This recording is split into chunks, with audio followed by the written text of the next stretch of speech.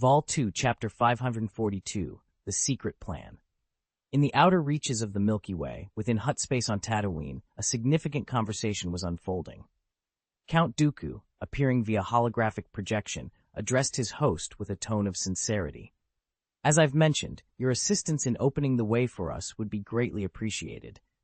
The Galactic Republic's ambitions know no bounds, and their grip tightens even here, in the outer ring. Only through unity can we safeguard our interests. However, the response from the other end was less than enthusiastic.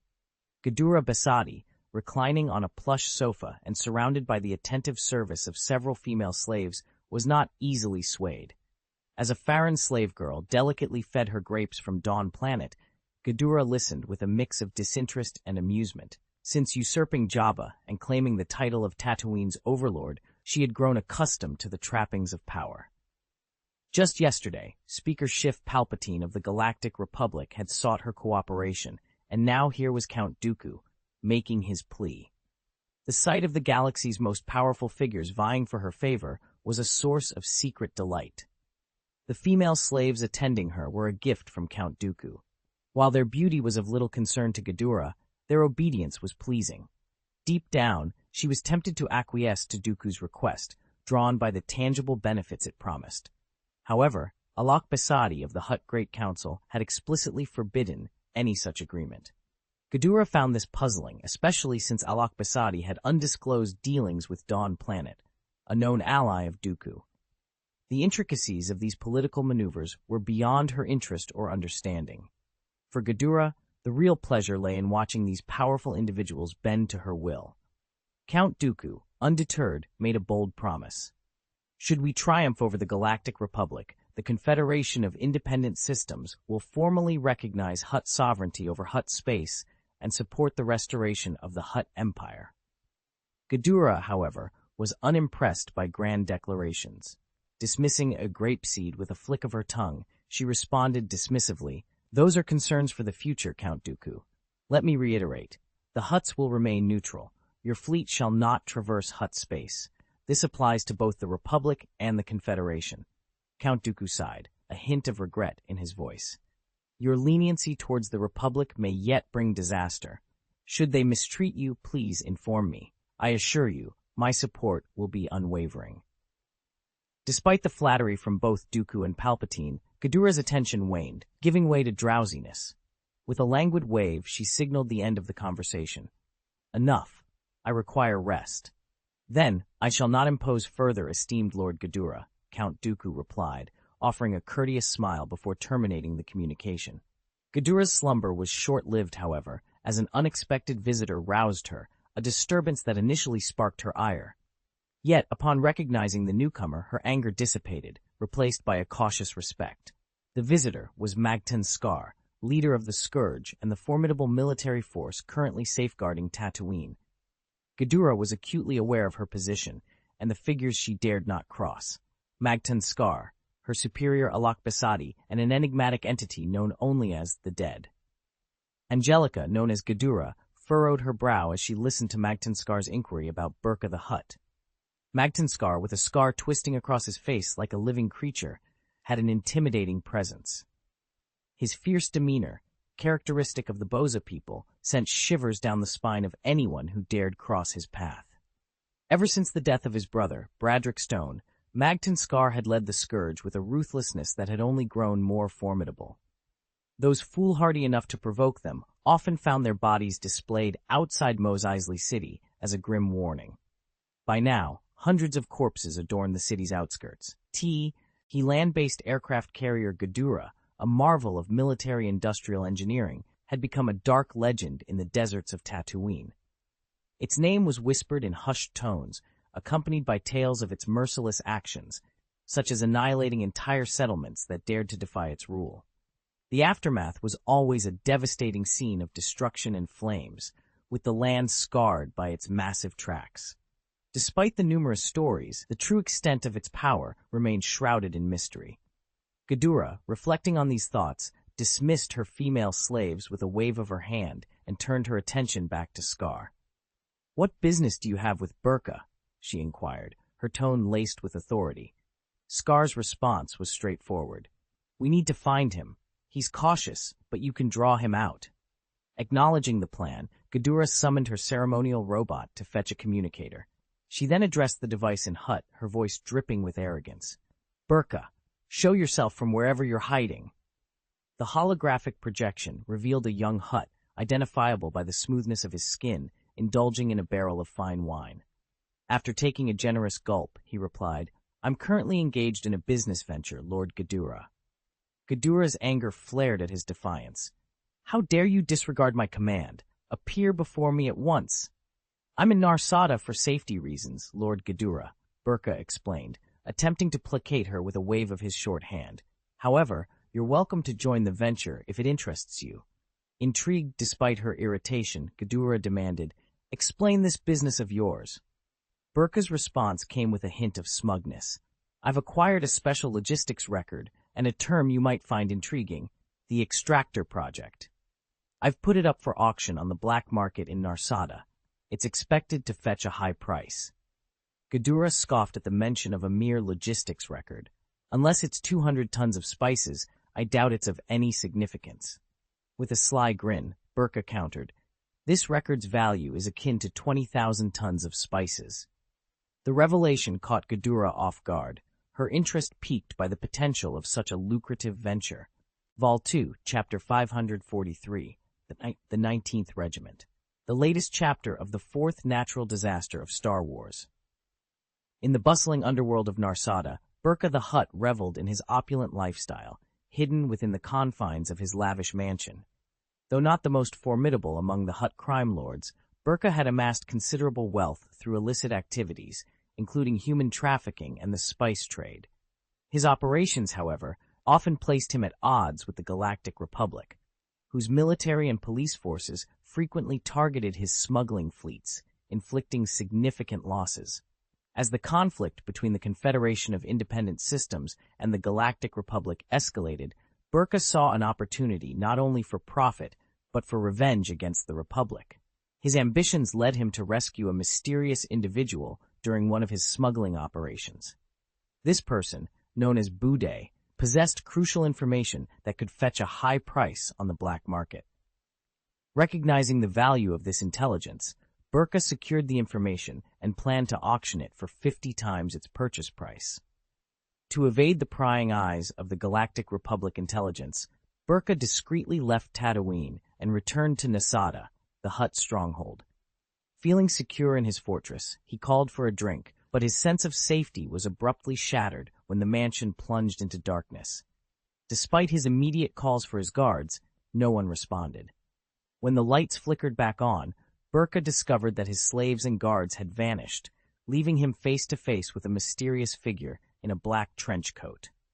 "Who are you?" Burka demanded, his voice trembling with fear.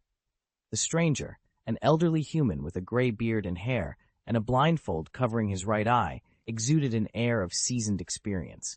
"You can call me Big Boss," he said, his voice deep and steady. "The rest is not important."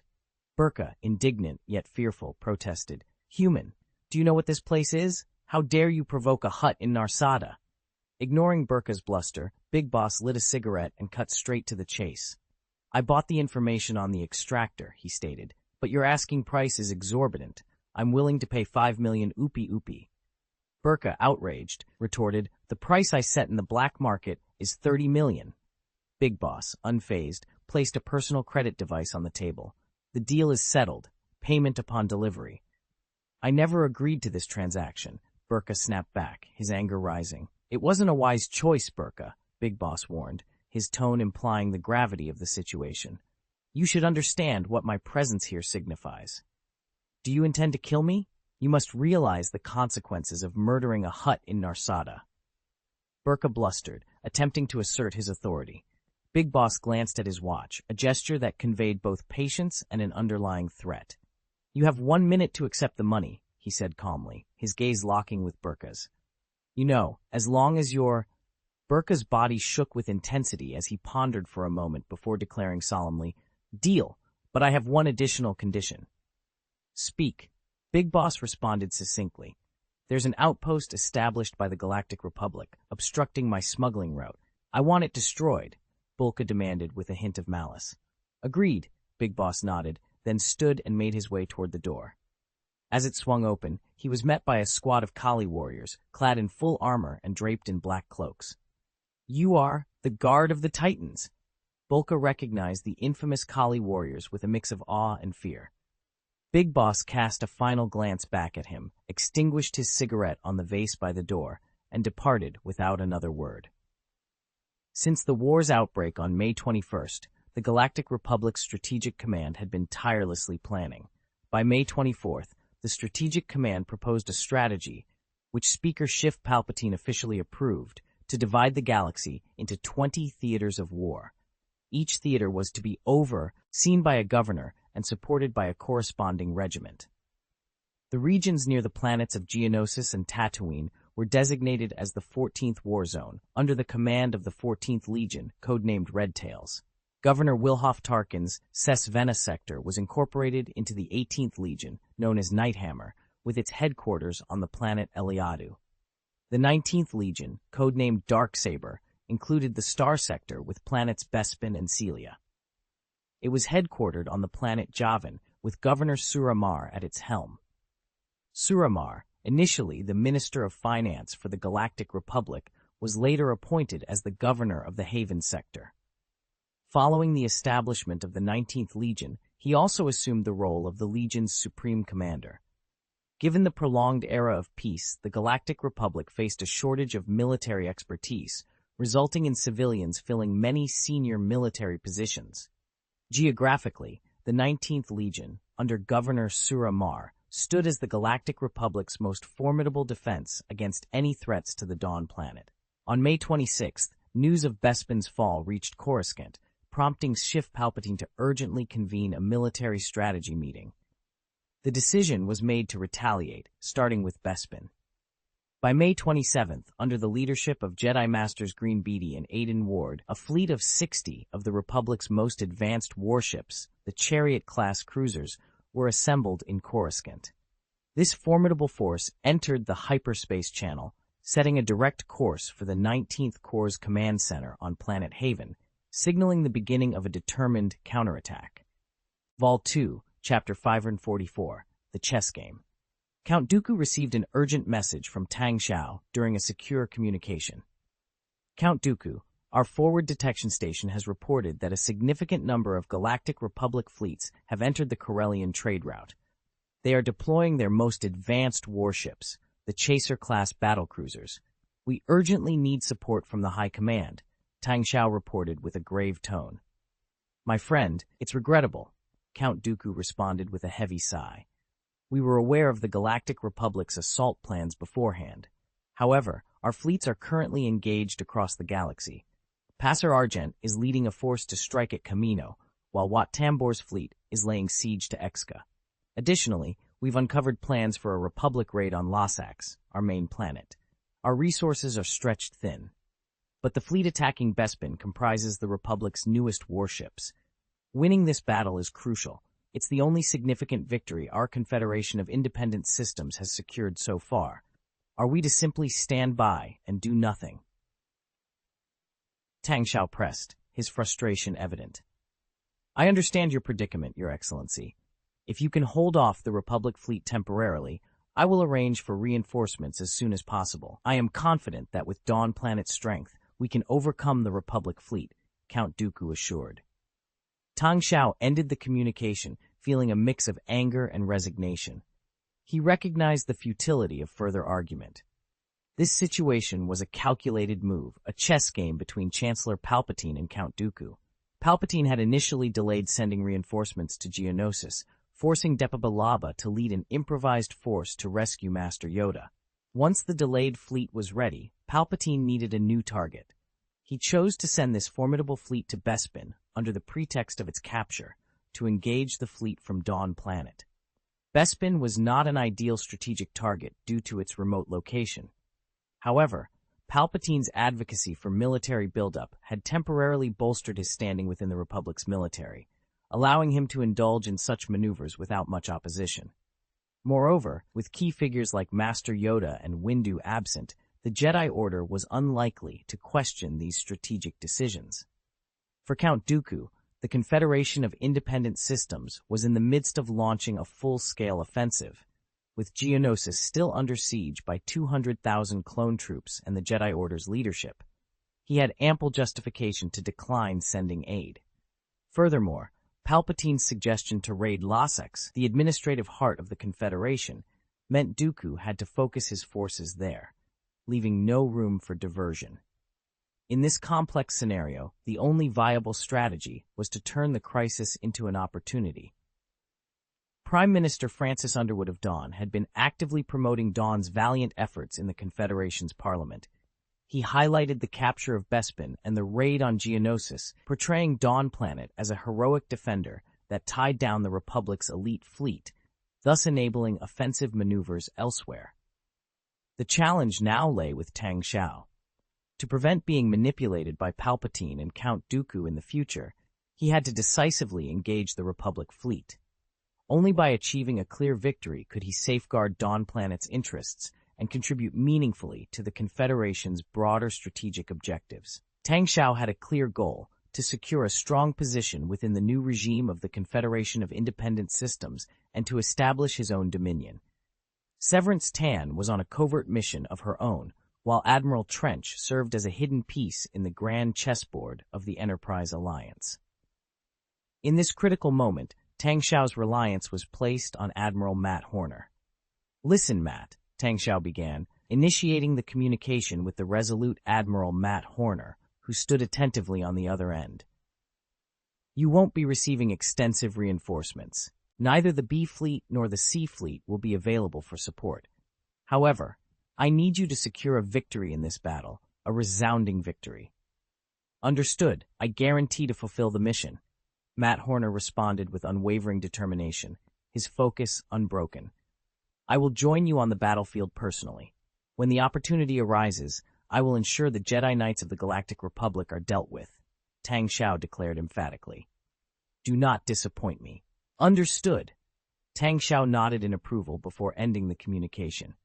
He then addressed the Fourth Corps instructor, Tur Ulan, and the Fourth Corps commander, Justin Reeves, who stood behind him. "We will address the Jedi Covenant later. Our immediate concern is the battle on Bespin." "The Fourth Legion is always ready," Justin Reeves affirmed. "Your adversaries will be the Clone Army. The forces attacking Bespin this time are mere mortals. We must be cautious not to reveal the full extent of our power, especially under the current circumstances. Therefore, the Fourth Legion cannot deploy on a large scale for this operation," Tang Xiao instructed. "Understood," Justin saluted in acknowledgement. With Tur Ulan focusing on training, the frontline combat command of the Fourth Army was entrusted to Justin Reeves.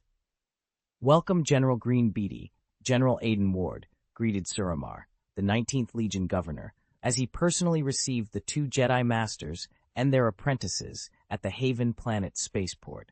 The vast fleet was undergoing its final preparations. Suramar, a 59-year-old human male who appeared remarkably younger due to his well-maintained appearance, donned a white uniform and held a cane. "The 19th Army, consisting of 200,000 troops, is assembled and ready.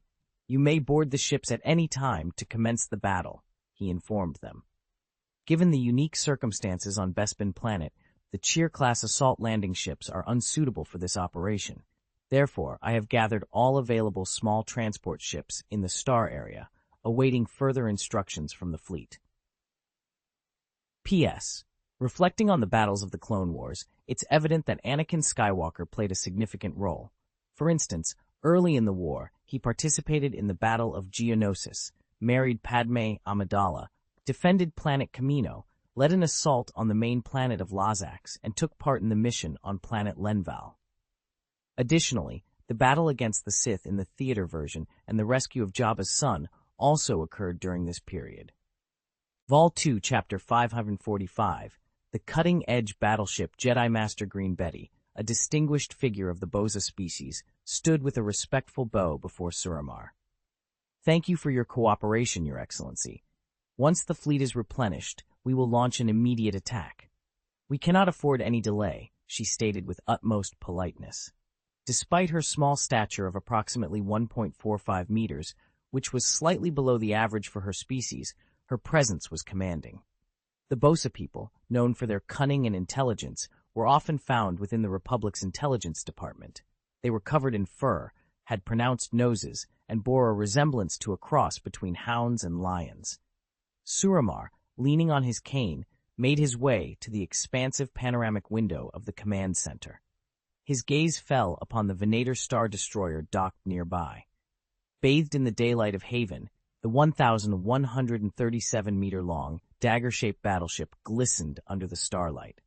Its design, reminiscent of the Cheer-class assault landing ship, but with a more industrial aesthetic, showcased the pinnacle of the Galactic Republic's technological and industrial capabilities. The battleship's catamaran bridge, significantly larger than that of the Cheer class, exuded power. This warship was the brainchild of Lila Blissex, the chief designer at Quarter Power Dockyard, marking the zenith of her career and her readiness to continue her father Willix Blissex's legacy of designing formidable warships for the military. Although officially referred to as a Chariot-class battlecruiser, the personnel at Quarter Power Dockyard preferred the term Star Destroyer, a classification not recognized in the ancient Annex system adopted by the Galactic Republic over 3,000 years ago.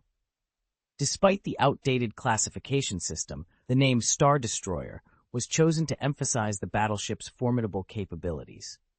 The Hunter-class battlecruisers were indeed a force to be reckoned with. Armed with 8 double-mounted DBY-827 heavy turbo laser cannons, 2 double-mounted medium-sized laser cannons, 52-point defense laser cannons, and 4 heavy-duty ship-to-ship proton torpedo launchers, the battleship was a formidable opponent in any engagement. The turret configuration allowed for maximum firepower in any direction, thanks to the dagger-shaped hull. Moreover, the Chaser-class battlecruiser boasted a massive hangar, over 600 meters in length, capable of housing up to 420 fighter jets. The initial design included 192 V-19 Torrent light fighters, 192 ETA-2 interceptors, and 36 ACR-170 heavy fighters. However, with the ETA-2 interceptors and ACR-170 fighters yet to be deployed, the current standard loadout consisted of 150 V-19 Torrent fighters and 80 Z-95 Headhunter fighters, along with 30 B-wing bombers, leaving ample space for transport ships. To facilitate the launch of this vast array of aircraft, the entire upper section of the Chaser class could unfold, revealing a 500-meter-long platform from which the fighters could swiftly take off. Despite its classic design, the Chaser-class battlecruiser faced certain limitations inherent to its era. Its flat hull and innovative features, however, underscored the Galactic Republic's cutting-edge advancements in starship design and technology. The hull and the massive hangar of the Chaser-class battlecruiser necessitate additional point defense turrets for adequate protection. The design of the gallery guns limits the warship's firepower, making it inflexible as adjustments are required when the warship changes its shooting direction. Furthermore, the enormous hangar, comparable in size to an aircraft carrier, presents significant defense vulnerabilities. Without its shield, the Chaser-class battlecruiser is considerably less durable than the Cheer-class assault landing ship. Despite these flaws, the Chaser-class battlecruisers are formidable, easily overshadowing nearly all contemporary battleships in terms of strength and capability. Governor Suramar watched with a sense of pride as transport IPS loaded with soldiers descended from the hangar platform of the Chaser class. The sight filled him with anticipation for the total annihilation of the enemy fleet. Upon assuming the role of governor of the 19th Legion, Suramar felt unease after witnessing the aggressive tactics of Planet Dawn. The loss of Planet Bespin and the surrender of Planet Celia marked the first major challenges of his tenure, nearly overwhelming him. He was determined that this third challenge would inflict severe pain, if not outright destruction, on Planet Dawn. Securing his position as governor depended on it. The name Tang Xiao, the governor of Dawn Planet, had been etched in his mind from his first day in office.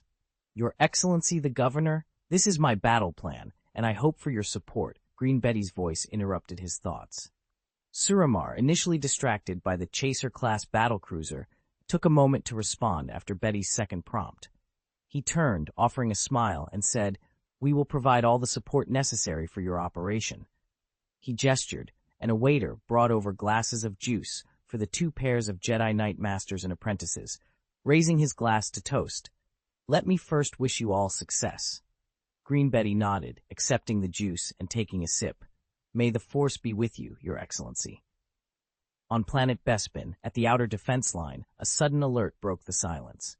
"Hyperspace jump detected at the forward outpost. We are still 4 seconds away."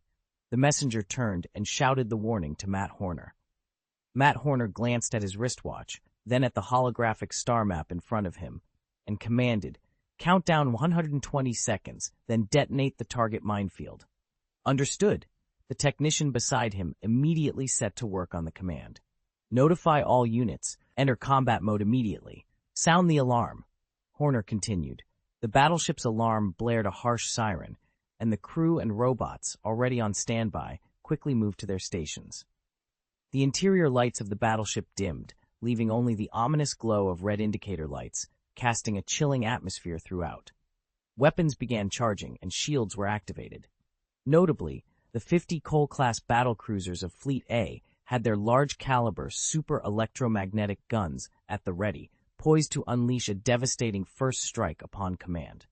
4, 3, 2, 1, detonation! The technician's shout was followed by the immediate detonation of a minefield near the Corellian trade route. The explosive force of the mine swept across thousands of kilometers in an instant. Simultaneously with the explosion, the blinding white light of detonation revealed 60 Chaser-class battlecruisers, their menacing presence now fully exposed to planet Bespin. Attachment 1 of the Easter egg chapter, Chaser-class battlecruiser. Note 1. In Star Wars, the parsec is the unit of measurement used for calculating distances in hyperspace travel. It's a complex concept, but it's essential for understanding the scale of these operations. Vol 2, Chapter 546, The Bloody Battle of Bespin. In the immediate aftermath of the explosion, Matt Horner issued a command that reverberated through the bridge. "Supermatter railgun, fire!" A deep hum filled the space, and despite being inside the bridge, a palpable vibration could be felt. The 40-meter caliber supermaterial electromagnetic guns mounted on the 50 Cole-class battlecruisers were activated, unleashing 50 blinding rays of light. However, their formidable assault was met with a light blue energy barrier, effectively neutralizing all 50 massive projectiles. What emerged from the dissipating firepower was a sight of 60 uniformly designed, flat, dagger-shaped battleships, the Chaser-class battlecruisers. At this moment, the shields of 8 ships within the Chaser-class formation had been obliterated, yet they managed to reorganize their formation with remarkable discipline to evade further damage.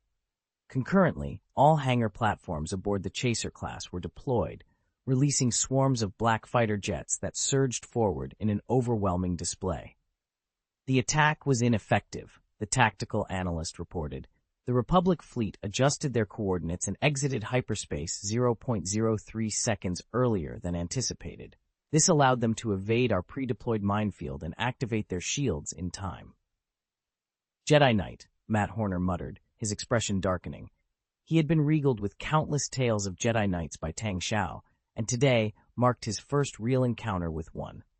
Without hesitation, he commanded, "Launch the fighter jets. Prepare to engage the enemy. All ships, fire at full capacity." The Fourth Civilization's fleet responded with a barrage of firepower. The 50 Cole-class battlecruisers unleashed their 4 heavy laser cannons, while the 10 Higra-class battlecruisers fired from their 2 heavy particle beam cannons. Hundreds of luminous beams targeted the Republic fleet, which retaliated with their main guns. The Chaser-class battlecruisers fired thick blue energy beams from the cannons positioned on either side of their bridges. The void of space was instantly ablaze with deadly beams of light. As the first wave of 2,000 V-19 Torrent light fighters from the Republic charged into battle, the conflict escalated into a fierce confrontation. The Fourth Civilization deployed its first wave of 1,500 Vulture droid fighters, which operated under the protective cover of their warship's anti-aircraft guns, avoiding direct engagement with the Republic's fighters. The 100 Guard-class air defense ships, concealed within the Fourth Civilization's fleet formation, began to demonstrate their prowess. Equipped with 8-point defense laser cannons, they unleashed a relentless barrage of fire. Guided by an advanced targeting system, countless lasers struck the Republic's fighters with deadly precision. The aerial skirmish was brutal, marking just the beginning of a fierce battle. Within the first 5 minutes of the air battle, over 300 fighter jets from both sides were downed. Under Matt Horner's strategic command, the Fourth Civilization's warships held their position, facing the enemy head-on, while their fighters and Guard-class air defense ships provided cover. Lasers and blaster beams continued to exchange fiercely between the opposing fleets. A Cole-class battlecruiser was forced to retreat due to severe shield damage, soon followed by others. In total, 9 Cole-class battlecruisers and 2 Higra-class battlecruisers suffered shield failures. In contrast, only 4 of the Republic's Chaser-class battlecruisers experienced shield breakdowns. Analyze the combat data, Matt Horner ordered. The analysis revealed that the shield strength of the Chaser-class battlecruisers was 47% higher than that of their own. The Cole-class's main gun and 4 X-ray laser cannons required sustained fire to be effective, whereas the Chaser-class could distribute the impact evenly across their shields, showcasing a significant tactical advantage. The technical director promptly responded to the query about the distribution of Acer damage on the shield, highlighting the superior performance of the Higra-class particle beam cannon in combat scenarios. At the command of Matt Horner, the 180 Gaussian firepower platforms, strategically positioned around the perimeter of Bespin, emerged from stealth mode, unleashing a barrage of fire. Concurrently, the platform's 16-unit pulse rocket launchers fired a volley of pulse rockets, catching the Galactic Republic fleet off guard. Despite the initial chaos, the Republic fleet quickly regrouped, deploying a second wave of 1,000 V-19 Riptide light fighters, supported by 200 BTL-B Y-wing bombers, to neutralize the Gaussian fire platforms. As the Republic's fighter group withdrew from their assault on the Fourth Civilization fleet, the Chaser-class battlecruisers launched a third wave of 1,000 V-19 Rapids light fighters and 1,000 Z-95 headhunters. The strategic shift towards deploying Z-95 multi-role fighters alongside the V-19s hinted at the Republic fleet commander's next move, a direct strike on the Fourth Civilization's battleships. Seizing the moment, the Fourth Civilization's Cole-class battlecruisers began recharging their metamaterial electromagnetic guns. A Gaussian firepower platform, adjusting its aim with its steering engine, targeted a Chaser-class battlecruiser.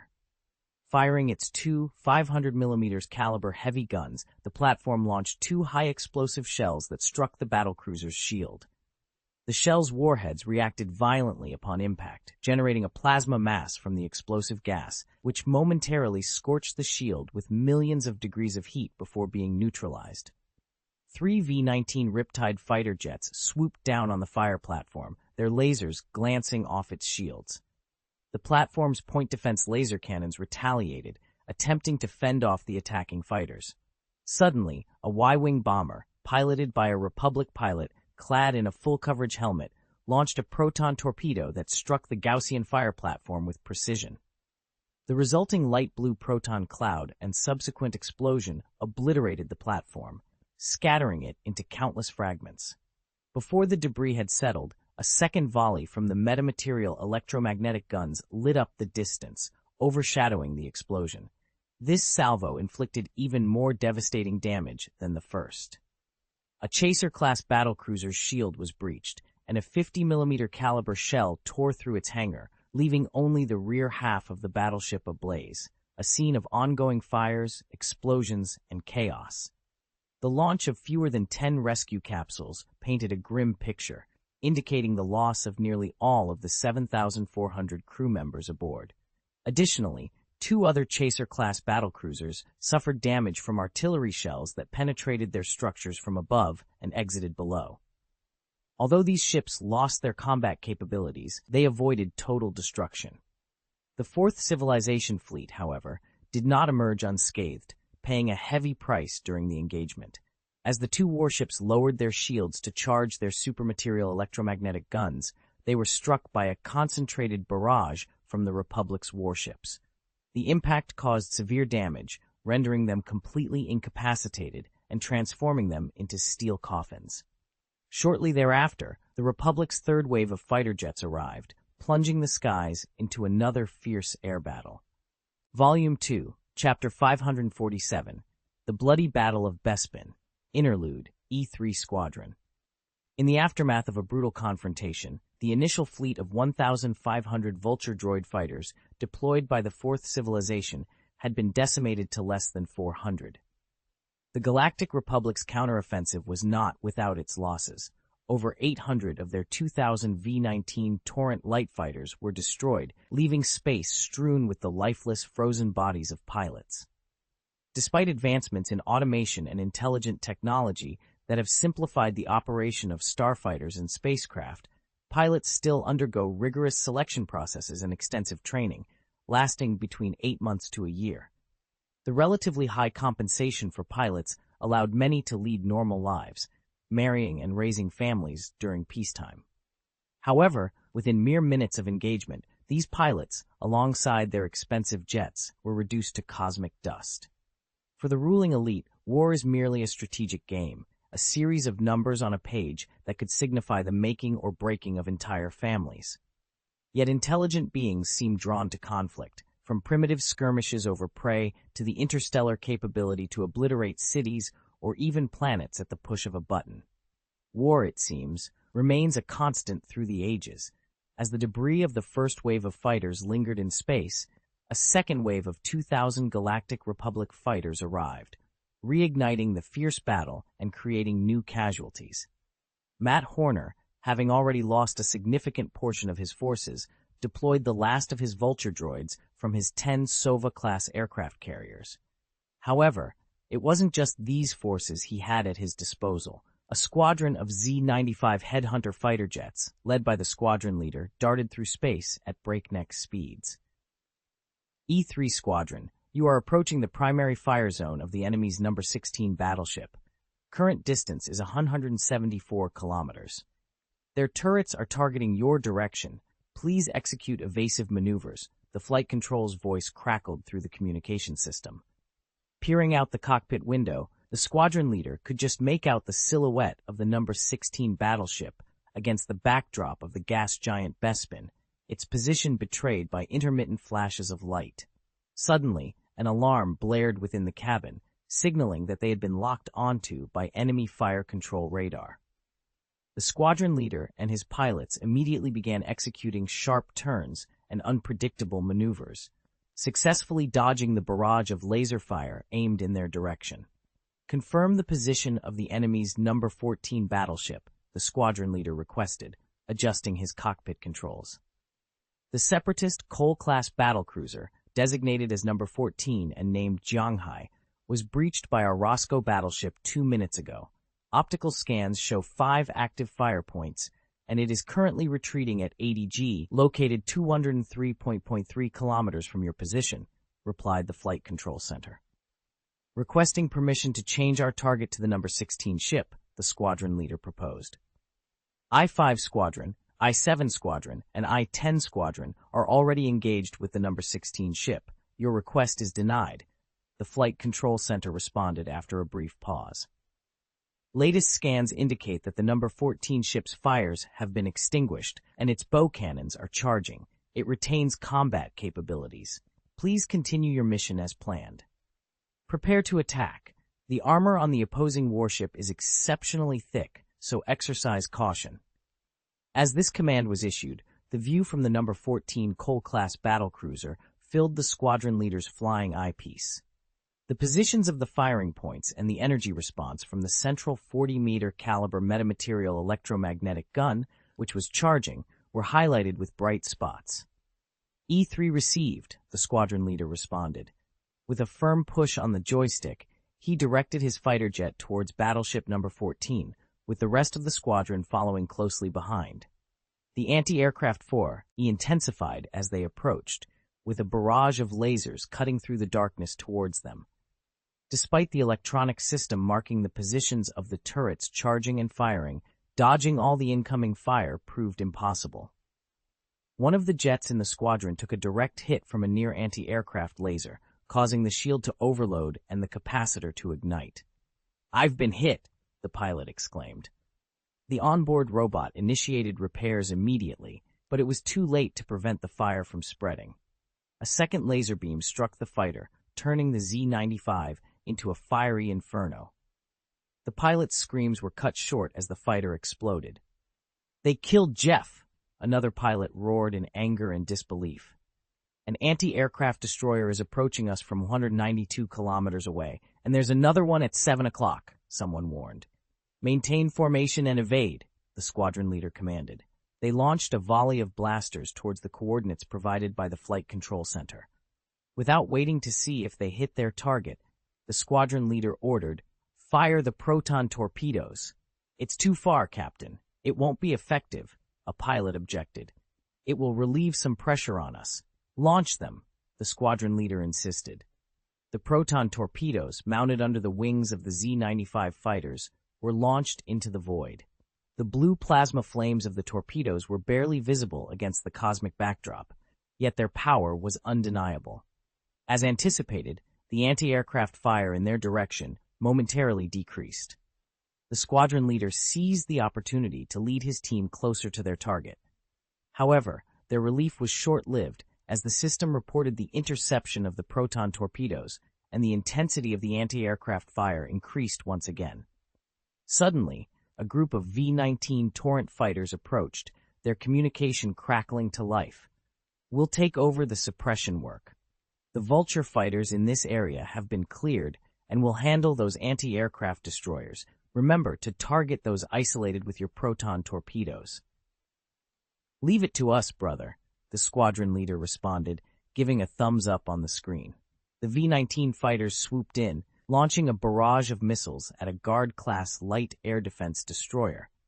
They swarmed the enemy ship like locusts, unleashing a relentless assault of blasters and missiles.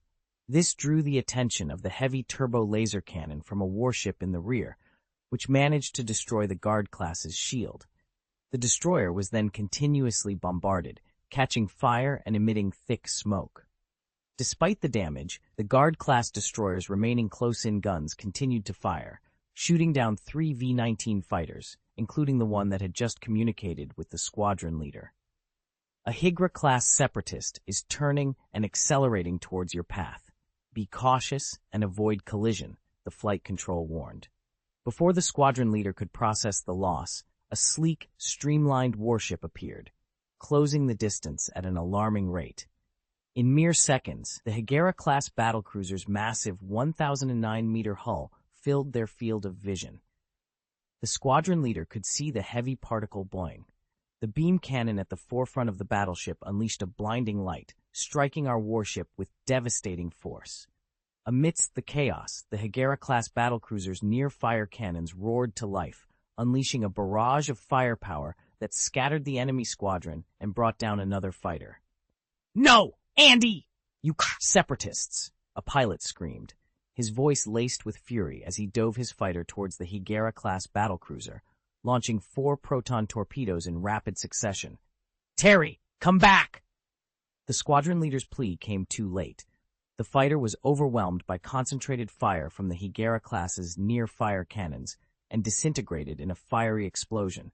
Meanwhile, the 4 proton torpedoes found their mark, causing the battlecruiser's shields to flicker momentarily, before it swiftly retreated. "Battleship 14, directly ahead, 120 kilometers. Their shields are still down," a pilot announced. But in that instant, an overwhelmingly bright light burst forth from the battleship, engulfing the fighter squadron in a river of dazzling light. Thankfully, their systems automatically shuttered their eyepieces, sparing their eyes from permanent damage. Despite being several kilometers away, the intensity of the light caused their systems to momentarily glitch. "The fighter's out of control. A pilot's last words were cut short as his fighter was torn apart by relentless anti-aircraft fire. In mere seconds, the squadron's target, Battleship Number 14, loomed large before them. This Cole-class battlecruiser, with its unique design and construction starkly different from those of the Galactic Republic, commanded their attention.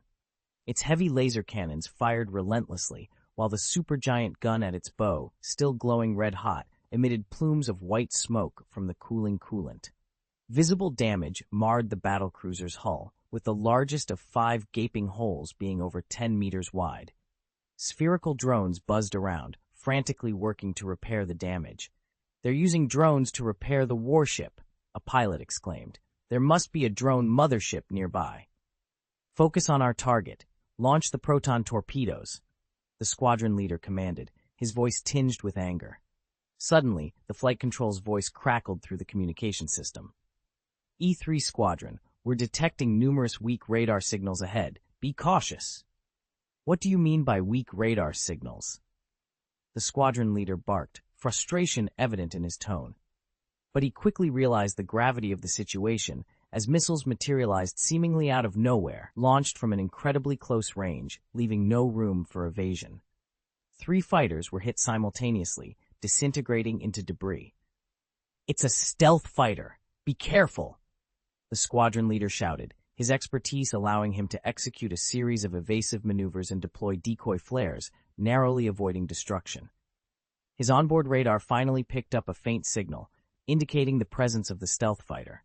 The battle around the 1,100-meter-long Cole-class battlecruiser intensified, with no respite from the continuous exchange of fire. The squadron leader, relying on instinct and skill, dodged a volley of pulsed lasers, but his fighter sustained damage from the battlecruiser's relentless assault. The shield capacitor was overloaded and failed, leaving the fighter vulnerable to a direct hit from a pulsed laser fired by the stealth fighter. Amidst the chaos, the navigation robot.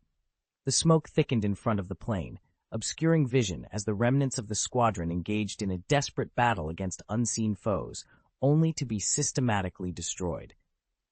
The squadron leader, Captain McStow, tore off his nameplate, which detailed his identity as a member of the Galactic Republic's Grand Army, 19th Corps, in the 1102nd Flying Group, E3 Squadron, and his origins from the 244th floor of the G7 residential area on planet Coruscant. In a poignant moment, he opened a small drawer in the cockpit to reveal a holographic projection of a family reunion, a young wife of 20, a child of 4, and himself at 28. Placing the nameplate in the drawer, he fixed his gaze on the massive Cole-class battlecruiser ahead, his eyes ablaze with determination. "Come on, you despicable separatists, feel the might of the Grand Republic," he shouted. Pushing his Z-95 Headhunter fighter to its limits, McStow launched every available countermeasure, induced bombs, smoke, and more, aiming for the largest breach in the enemy warship. Despite the battlecruiser deploying close-up turrets and several stealth ghost fighters tailing him, unleashing a barrage of fire, McStow, fueled by a surge of force sensitivity, evaded most of the onslaught. In this moment, his latent abilities awakened, granting him strength akin to that of a Jedi apprentice. However, the miracle was short-lived. A near-fire cannon struck his fighter. In the split second before his craft disintegrated, McStow, with a profound sense of connection, pressed the launch button. As his fighter was torn apart, 2 proton torpedoes were released, finding their mark in the battlecruiser's gaping wound. The impact resulted in a pale blue explosion of proton energy, leading to the catastrophic collapse and expansion of matter, and a massive release of energy.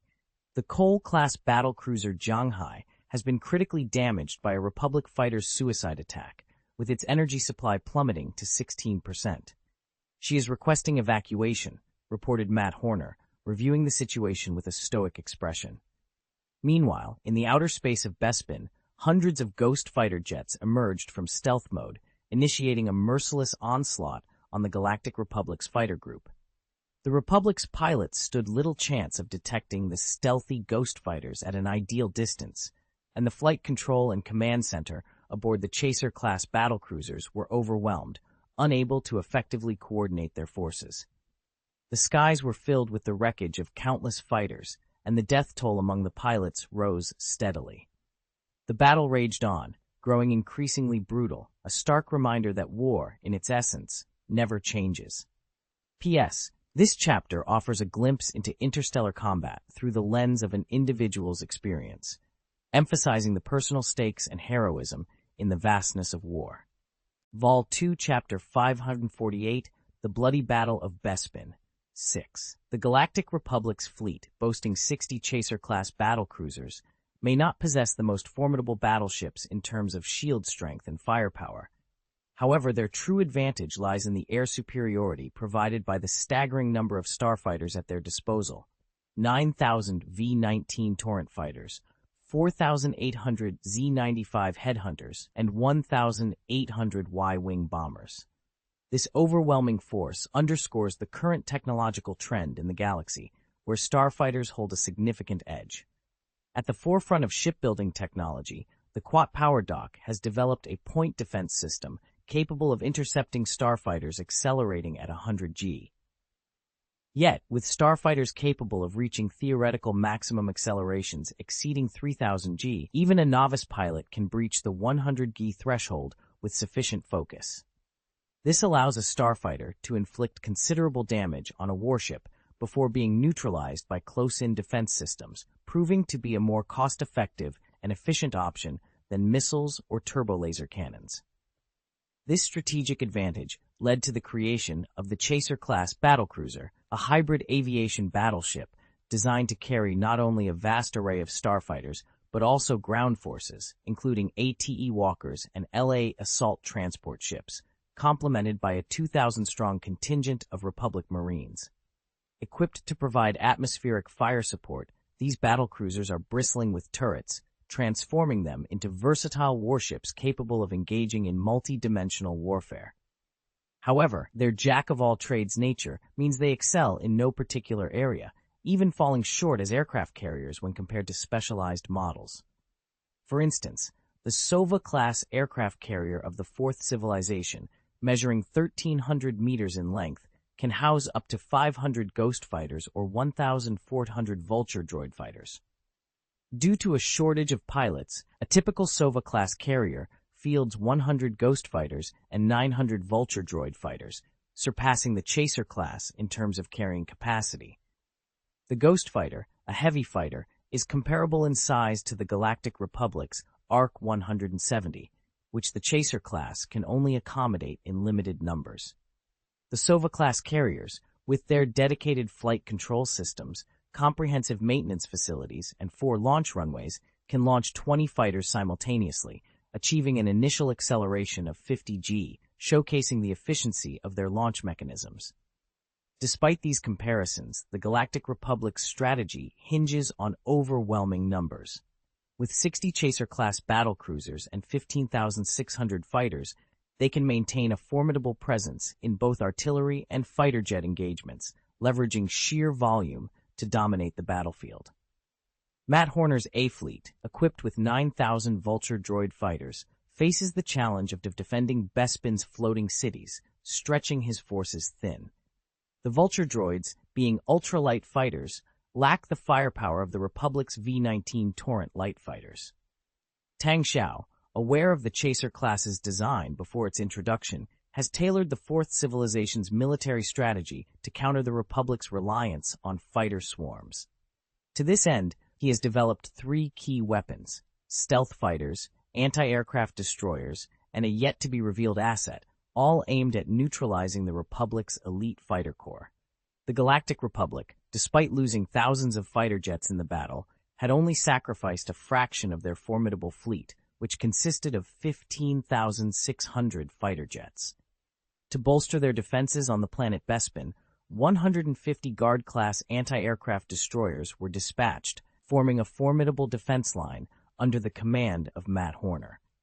These destroyers played a crucial role in enabling the 2,500 Vulture robot fighters from the Fourth Civilization fleet to engage effectively with the Republic's fleet. As the battle intensified, Matt Horner unveiled his trump card: the Ghost fighter jets, each equipped with advanced laden technology.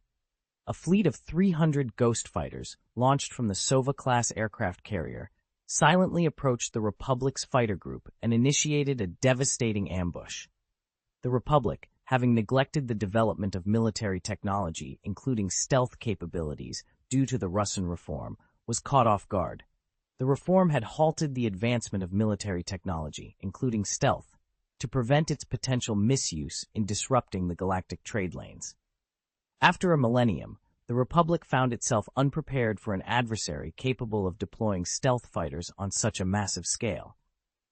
The Republic's Chaser-class battlecruisers, despite their advanced enemy detection systems, struggled to identify the stealth ghost fighters, significantly reducing their detection range and response time. The fighter jets' onboard radars could only detect the ghost fighters within a 10-kilometer range, rendering them virtually invisible in the vastness of space.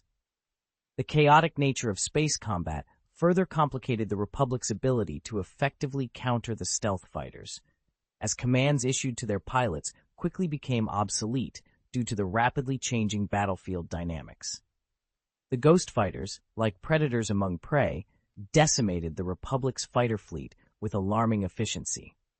Jedi Master Green Beatty, overseeing the operation, was forced to order a retreat.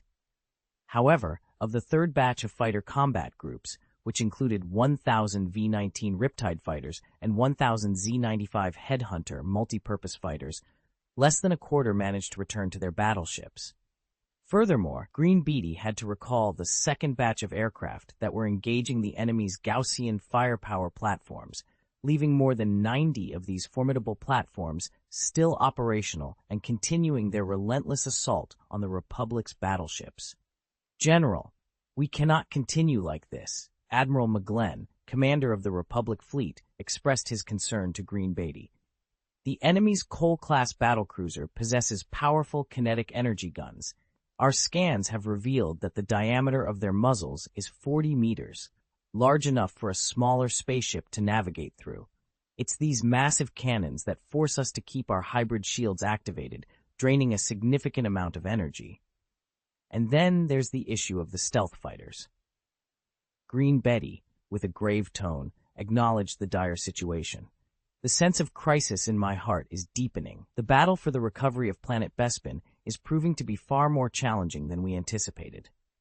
Admiral McGlenn, trying to grasp the magnitude of their adversaries' capabilities, pondered aloud, "What is the origin of Dawn Planet? How can such a small planet, with a diameter of only 4,900 kilometers, possess such advanced technological and industrial capabilities?" The prevailing theory was that the inhabitants of Dawn Planet were survivors from a planet ravaged by war. Some intelligence operatives believed that their extraordinary technological prowess stemmed from their harrowing experiences, driving them to achieve feats far beyond the Republic's expectations. In an uncharted starfield, they appointed a woman named Chiss as an admiral, a decision that served as one of the many pieces of evidence of their unconventional strategies. Green Beatty, after sharing this information, turned to the signal operator beside him and commanded, "Immediately transmit the combat data of the Ghost Fighter to the Scientific Research Department at the rear." Vol 2, Chapter 549, The Bloody Battle of Bespin, Part 7. The latest intelligence swiftly arrived at the rear command center, causing Admiral McGlenn to furrow his brows in concern. According to our intelligence department, the Ghost Fighter was first introduced to the black market 12 years ago. It has been a highly sought-after model ever since. We have comprehensive data on it, yet it's evident that the wraiths utilized by the Separatists surpass anything we've previously encountered. Jedi Master Aiden Ward, a Nikto with skin darker than the typical brown of his species, giving him an intimidating appearance, chimed in. "It's to be expected. Over the past 12 years, the Ghost Fighters have likely undergone continuous enhancements. Furthermore, the planet Dawn has probably leveraged the extensive combat data from their widespread export of Ghost Fighters to make targeted improvements. In contrast, many of our fighters lack real battle experience." Admiral McGlenn, known for his fiery temperament, couldn't help but express his frustration. On the other hand, the Republic Congress has restricted the military's ability to sell weapons on the market. Those senators are worried about increasing weapons production and fear that it would lead to the military gaining more funds through arms trading. As a result, our weapons development happens in isolation. Green Beatty, ever the voice of reason, countered. "That's not entirely accurate, Admiral McGlenn. Companies like Quarter Power Dock, Rendelli Interstellar Dynamics, and Corellia Engineering Company have sophisticated weapon design and testing systems. Even without actual combat, their weapons and equipment undergo numerous simulation tests, ensuring their performance. Admiral McGlenn, however, was not easily swayed. He referred back to the intelligence report. There's also information about a group of pirates near Tatooine, known as the Black Ships, who reportedly used invisible ghost fighters. Unfortunately, this intel didn't receive the attention it deserved.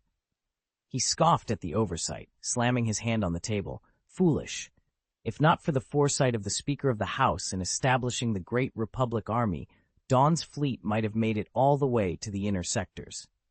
Despite his anger, Admiral McGlenn remained focused on the task at hand. General, I recommend we proceed with a forced landing operation. Outline your strategy, Admiral McGlenn. You have the most expertise in warfare, Green Betty encouraged. Admiral McGlenn pointed to the hologram, outlining his plan. The Separatist stealth fighters haven't engaged us directly. Instead, we've reverted to a long-range artillery duel, which plays right into the Separatists' hands. Their ships are formidable, equipped with kinetic artillery. Our only advantage lies in our ship's superior shielding. If this stalemate continues, we're at a disadvantage. Green Betty acknowledged the situation. I agree. However, our fighter squadrons still hold a significant advantage. The Separatists' only hope lies in their stealth fighters, against which we currently have no counter. I've just confirmed with the technical department that the radar on our Chariot-class battlecruisers can detect and target stealth fighters within a 5,000-kilometer range.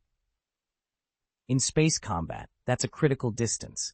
A fighter jet with afterburners can cover it in mere seconds, Aiden Ward noted. But speed isn't the only factor, except for you Jedi, Admiral McGlenn added. To maintain our advantage, we must choose the battlefield ourselves. He emphasized the planet Bespin on the star map. By forcing a landing on Bespin, we can confine the Separatist stealth fighters to the area around the floating cities. Our warships can then provide guidance for our fighters. It's a solid plan. Admiral McGlenn expressed his concerns. If we proceed to land under these circumstances, our forces might suffer significant losses during the process. Yet, this presents our greatest opportunity. We cannot let the mere presence of 300 stealth fighter jets deter our 15,000-strong fighter fleet. Moreover, the Speaker has high expectations for us. If we cannot quell the Separatists' arrogance, this war will become exceedingly difficult, Admiral McGlenn argued. In light of this, Master Aiden, our apprentices, and I will join the battle. We'll do everything in our power to protect the Army soldiers, Gory Betty pledged, bowing to Admiral McGlenn. May the Force be with you, Admiral. Following Admiral McGlenn's command, the Republic fleet's formation underwent a swift transformation. The 47 Chariot-class cruisers, still capable of combat, advanced towards planet Bespin, unleashing the firepower of the Fourth Civilization fleet. The fleet had previously lost 13 Chaser-class battlecruisers, 4 were completely destroyed, and 9 were rendered inoperable. Sensing the Republic fleet's intentions, Matt Horner promptly directed the remaining 8 Hygra-class battlecruisers, 41 Cole-class battlecruisers, and 10 Sova-class aircraft carriers to engage decisively. The battle resulted in the loss of 2 Hygra and 9 Cole-class ships, with 1 Cole-class ship destroyed and the others severely damaged, rendering them unfit for further combat. In the ensuing fleet artillery exchange, the Fourth Civilization fleet initially held a slight advantage. However, as Admiral McGlenn had predicted, this advantage began to grow, threatening to become overwhelming. After retrieving the fighter jets that had returned earlier, the Republic fleet launched an even larger wave of aircraft. This time, they deployed a total of 3,000 V-19 jets and 1,500 Z-95 Headhunter multi-purpose fighters. The overwhelming number of Republic fighters forced the Fourth Civilization fleet's 300 stealth fighters to abandon their stealth mode, charge their stealth devices, and form a defensive perimeter around their fleet, opting not to engage directly. Meanwhile, the two fleets continued their exchange of fire as the Galactic Republic's fleet advanced towards the outer orbit of Bespin planet. The Chaser-class battlecruisers shifted their main energy supply to their shields and fully extended the hangar platforms at the front of the ships. A multitude of transport planes were launched, initiating a comprehensive landing operation on Bespin planet and targeting more than a dozen floating cities within the Bespin life belt. Vol. 2, Chapter 550, Bloody Bespin, 8. In a daring maneuver, a fleet of 4,500 fighter jets took off, encircling the Republic fleet as it made a high-speed approach towards the planet of Bespin. The Republic fleet, commanded by Admiral McGlenn, comprised 47 battleships, a decision fraught with risk. Forcing a landing without first neutralizing the enemy's fleet exposed the landing ships to relentless enemy fire. However, given the current state of the war, Admiral McGlenn had little choice but to proceed with this perilous strategy. The war had reached a critical juncture, with the number of warships on each side nearly equal. The Republic, initially with 60 ships, was down to 47, while the Fourth Civilization had 70 ships, with 59 remaining. Although the Republic's warships boasted superior shield capacity, the Fourth Civilization's firepower was markedly stronger. Computer simulations predicted a defeat for the Galactic Republic fleet within 20 hours if a direct artillery engagement ensued. However, the Republic held a significant advantage in fighter formations, with 15,600 fighters against the Fourth Civilization's 10,000, of which 9,000 were ultralight Vulture robot fighters. Under normal circumstances, this advantage would enable the Republic fleet to obliterate the Fourth Civilization's fleet. Yet, the emergence of stealth fighters complicated matters, preventing the Republic's fighters from straying too far from their battleships to effectively engage the enemy, thus neutralizing their numerical advantage. Admiral McGlenn's strategy to raid Bespin and force a landing was a calculated move to draw out the Fourth Civilization's fighters and engage them over the fixed battlefield of Bespin's floating city. Jedi Masters Glyn Beatty and Aiden Ward, along with their apprentices, were prepared for the confrontation. However, just before departure, Glyn Beatty sensed something amiss. After exchanging a look with Aiden Ward, they approached the battlefield's holographic star map. Glyn Beatty pointed to several seemingly empty areas on the map, indicating potential threats. Admiral McGlenn, puzzled by these markings, watched as the Jedi Masters identified over 100 suspicious locations, suggesting that their chosen landing zone was nearly surrounded, potentially indicating a trap set by the Separatists.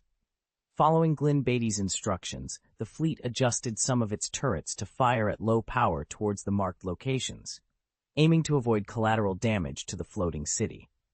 This action, however, provoked an immediate response.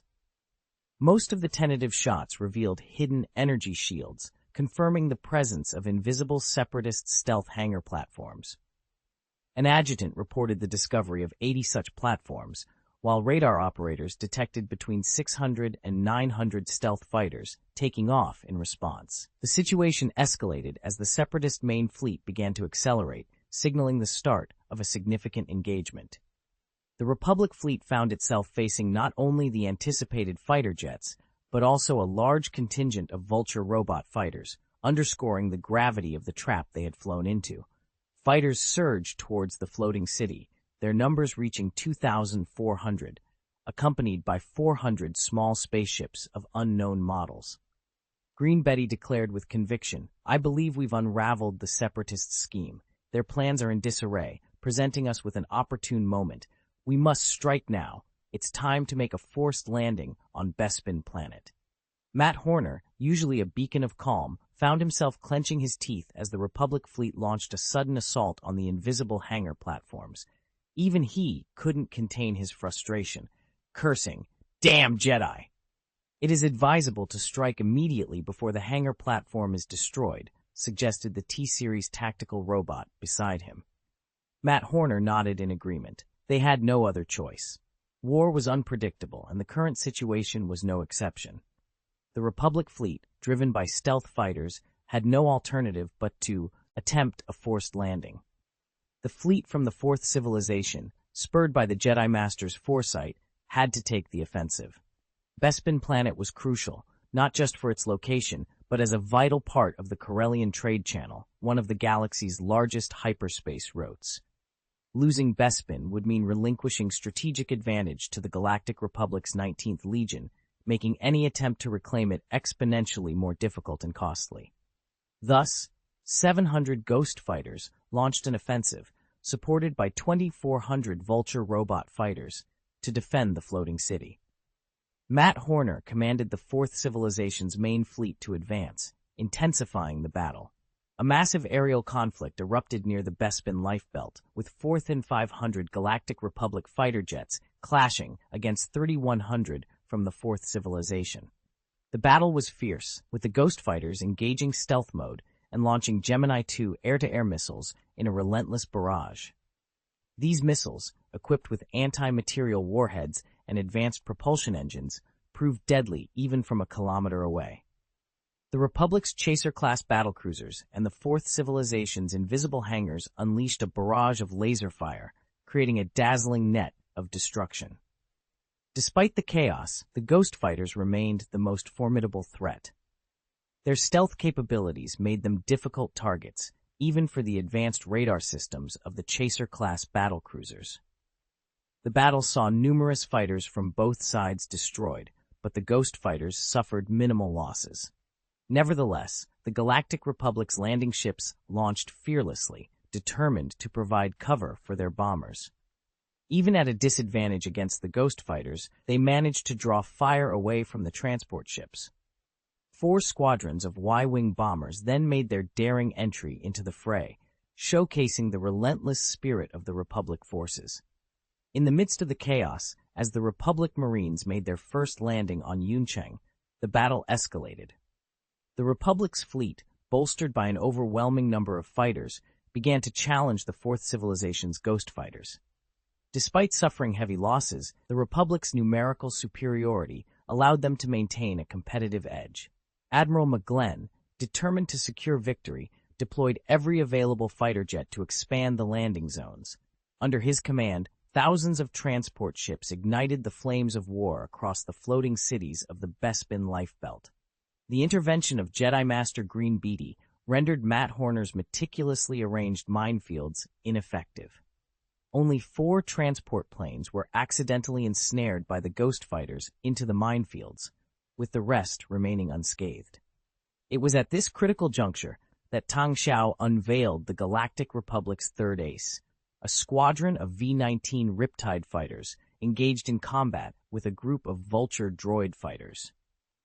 Although the Riptide fighters were at a disadvantage against the stealth capabilities of the Wraith fighters, they proved more than a match for the Vulture droids. Skillfully maneuvering through enemy fire, the Republic pilots utilized their shields to absorb several hits while retaliating with precision blasts, decimating the droid fighters. Suddenly, a pilot detected 3 stealth fighters on the radar, prompting an immediate response. "Launch concussion missiles," he ordered. The V-19s complied, releasing their missiles, designed with a proximity explosive system, albeit less effective than the Gemini 2 missiles.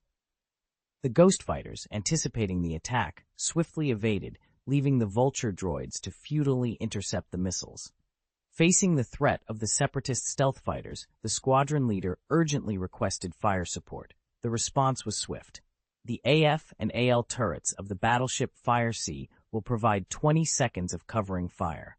A barrage of dense laser beams followed, downing several Vulture droids and momentarily tagging the Ghost Fighters. Despite this, the Ghost Fighters quickly regained their composure, dodging further attacks with their auxiliary systems. In a stroke of luck, one of the V-19 pilots managed to lock onto a stealth fighter. With a press of a button, a burst of fire was unleashed. Caught off guard by the battleship's near firepower, the Ghost Fighter's energy shield was shattered, its cloaking device disabled, and it was subsequently destroyed by the combined firepower of the V-19 squadron. The pilots erupted in cheers, celebrating their victory over the elusive enemy. However, their triumph was short-lived, as 5 peculiar spacecrafts, each 31 meters in length and trapezoidal in shape, with prominent gun barrels and an awkwardly positioned engine resembling a flea, charged towards them. "Unknown targets incoming. Engage them," the squadron commander ordered, activating the fire control radar and locking onto the new threats. The battle for the skies above Yuncheng was far from over, and the Republic pilots braced themselves for the next wave of combat, determined to defend their positions against all odds. "Invisibility won't save us. "These minor separatist threats are hardly worth our concern," declared a pilot over the communication channel. The fighter squadron swiftly arranged itself into a claw-shaped formation, charging directly towards the small enemy spacecraft. However, in an unexpected turn, the fire control radars of nearly every fighter in the squadron failed to lock onto their targets. The small ships dispersed with astonishing agility, executing evasive maneuvers that made their acceleration and steering capabilities seem unmatched by the fighter jets. Moreover, a beam emitted from a ray launcher mounted beneath these small ships struck the Republic's fighter jets. One of the pilots, hit by the beam, cried out, "My engine's output is plummeting. My fighter's systems are failing. Rock, stay in formation, don't fall behind." The squadron commander's order was cut short as an enemy spaceship swiftly circled back, targeting the isolated Republic fighter and firing. A single shot was all it took to obliterate the V-19 Torrent fighter, even through its shield belt. But the onslaught didn't stop there. The peculiar beam launchers on the small spaceships targeted the next fighter. Any jet hit by this beam saw a dramatic reduction in engine output. In the grim and chaotic skies of battle, a loss of speed was tantamount to a death sentence. These formidable small spaceships were identified as the Mangan-class and Shuttle Dart-class light frigates, constituting the third secret weapon Tang Xiao had devised against the Republic fighters. The Buji-class frigates were equipped to fire beams that could cripple an enemy ship's engines, while the Dart-class frigates specialized in beams that could disintegrate the enemy ship's armor. However, due to limitations in power and technology, these beams were not capable of being scaled up, nor could they effectively penetrate shields. As a result, Tang Xiao had the military produce an increased number of Mangan-class light frigates. The fighters were outmatched, and the frigates couldn't keep pace. This strategic positioning made these frigates dedicated adversaries against the Republic's forces. Attachment 1 of the Easter egg chapter, T-Series Tactical Robots. Vol 2, Chapter 551, Bloody Bespin. In the ranks of the Galactic Republic fleet, from the commander down to the pilots, no one was prepared for the Shuttle Dart class and the Manhan class light frigates. Despite their similar appearances, these vessels boasted distinct functions and formidable capabilities. Since their inception, these two light frigates had been among the top secrets of the Fourth Civilization, with all their tests conducted within the impenetrable Endor system. Their primary purpose was to counter the fighter groups of the Galactic Republic. At the time, the Fourth Civilization already possessed ghost fighters, rendering ordinary pirates no threat whatsoever. Thus, there was no need for such frigates in those scenarios. Consequently, the Galactic Republic found itself completely in the dark about these spacecraft. The Shuttle Dart-class frigates were equipped with interference rays capable of disrupting the energy response in a spacecraft's engines, thereby reducing engine output and speed. Meanwhile, the Manhan-class frigates emitted cracking rays that could disintegrate the armor of enemy ships at the molecular level, though their power was relatively modest.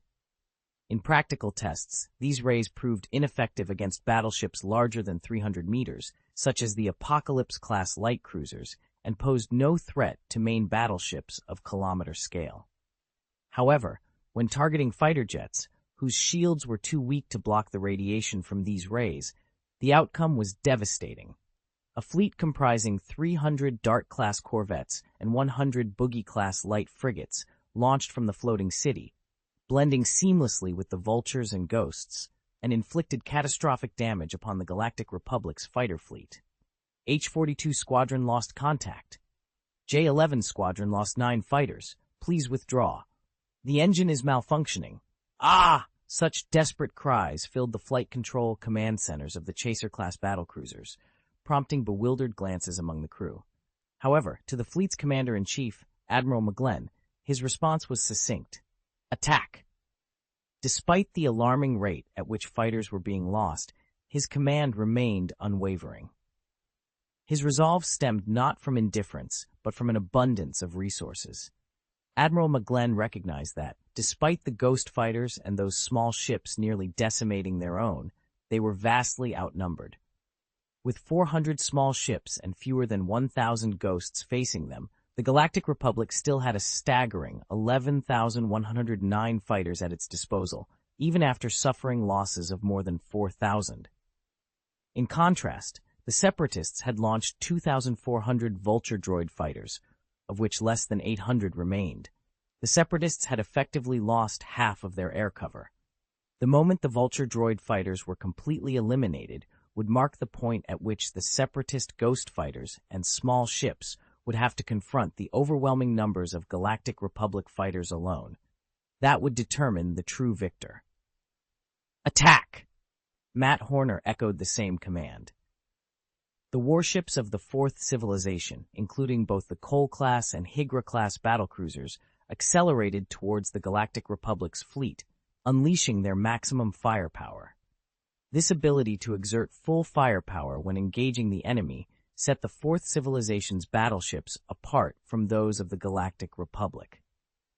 Faced with the determined assault of the Republic fleet and the ambush by the stealth hangar platform and air minefield, which had been directly revealed by the Jedi Knights, Matt Horner saw no alternative but to press forward. His goal was to inflict as much damage as possible on the Republic fleet.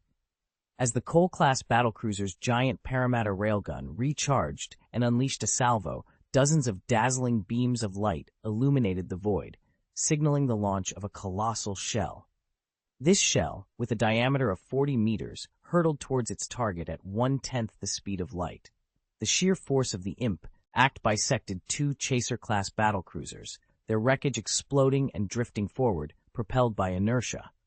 Behind these doomed vessels, a vast field of debris stretched for thousands of kilometers, a testament to the fierce battle that had taken place.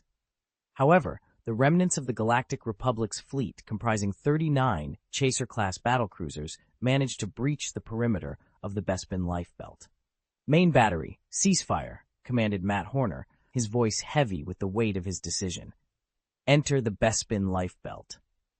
The Bespin lifebelt, a 30-kilometer-thick layer of atmosphere located between 150 and 180 kilometers above the gas giant Bespin, was a haven for life. Its atmospheric composition supported the existence of most intelligent species in the Milky Way. Home to over 10 million inhabitants across its floating cities, with half residing in Yuncheng, the largest among them, the belt was a testament to Bespin's generosity and its role as a cradle of life in the cold expanse of space. Matt Horner faced a dire choice. Unleashing the full power of his kilometer-long warship's main gun could obliterate the atmosphere of the Bespin lifebelt, rendering it a lifeless void. Such an act would be akin to orbital bombardment on a densely populated world, a decision no one, not even Tang Xiao, could bear. The repercussions of turning a life-sustaining zone into a dead zone were unthinkable, tantamount to ruling over a planet-wide graveyard. Even Tang Xiao, who had forged the Fourth Civilization into a formidable and aggressive force, understood the importance of framing his conquests as battles for freedom against the tyranny of the Republic. To maintain control over planets of diverse ideologies and species, he could not afford to be seen as a tyrant capable of planetary genocide. His path to power had to be justified as a liberation, not an act of unbridled destruction. With the Galactic Republic fleet's entry into the Bespin lifebelt, the message was clear. The losses incurred en route were a price they were willing to pay for a chance at victory on the ground.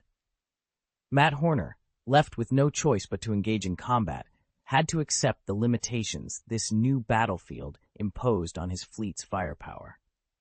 The Republic's strategy might have seemed reckless, but in the unforgiving calculus of war, it was a calculated risk.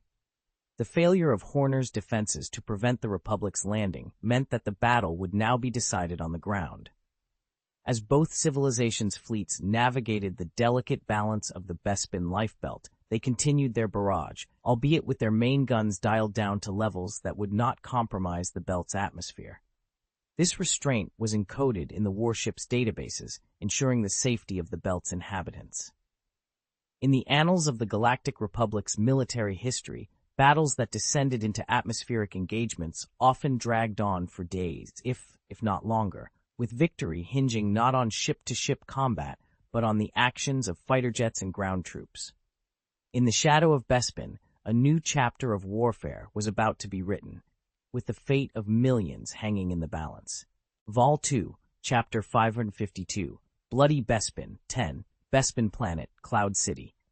This city, shaped like an umbrella, floats majestically with a diameter of 16.2 kilometers and a towering height of 17.3 kilometers. The umbrella handle, stretching about 11 kilometers into the sky, houses the industrial sector and is powered by as many as 36,000 sets of anti-gravity engines.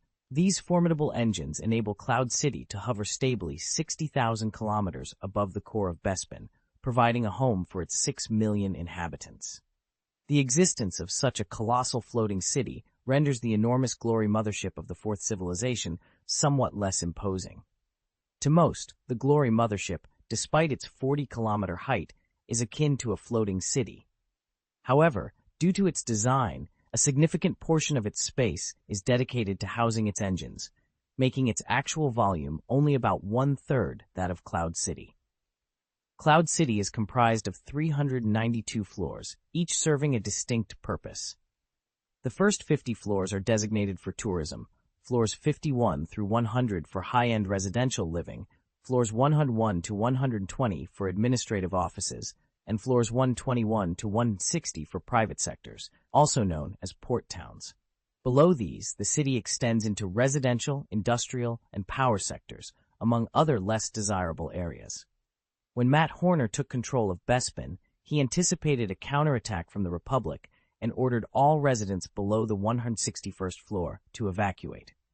The once privileged nobles and wealthy individuals, accustomed to luxury, were forced to descend into the less savory parts of the city, living in close quarters with those they deemed beneath them, harboring resentment.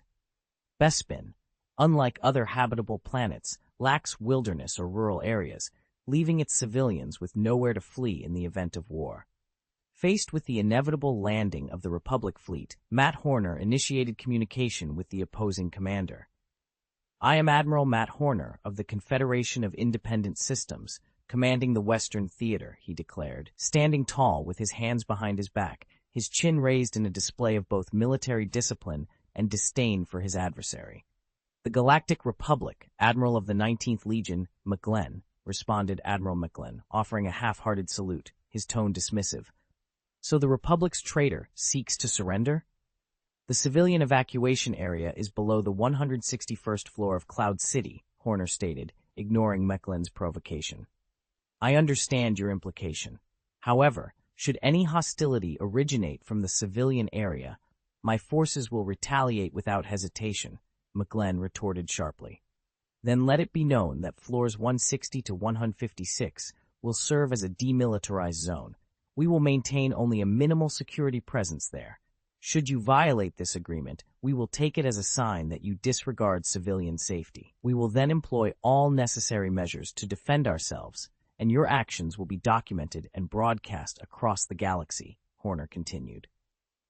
"Agreed, young man. I've served for 40 years. There's nothing I haven't seen. I maintain my honor and will not harm civilians, but prepare for a bitter defeat."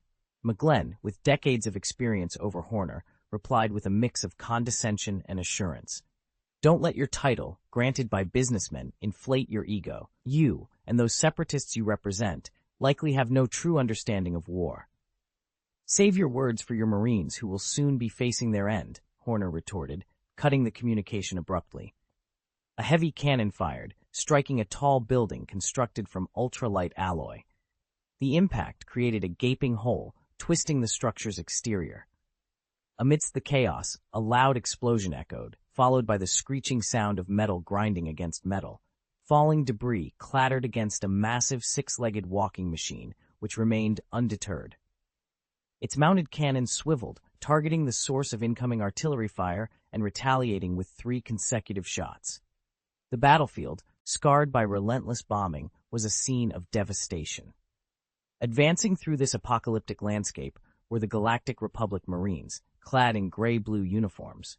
Their gear was minimal, polymer alloy helmets paired with simple respirators, and armor protecting only their chests and wrists. Their standard issue was the EE-3 blaster carbine. In stark contrast to the heavily armed clone troopers, these soldiers' equipment seemed rudimentary. Yet, they represented the true backbone of the Galactic Republic's army, accounting for over 95% of its forces. At this moment, the 200,000 clone troopers engaged on Geonosis comprised a mere 5% of the Republic's military might. The Galactic Republic, with its staggering population of 100 trillion, maintained no more than 10 million troops and lacked a standing army. Following the victory in the Sith War, the Republic faced no significant threats within the galaxy, rendering a large military force unnecessary. The Russan Reform was a testament to this new era of peace. Since then, the Republic had not engaged in a full-scale war, only managing occasional regional conflicts, which were often resolved by the Jedi Knights.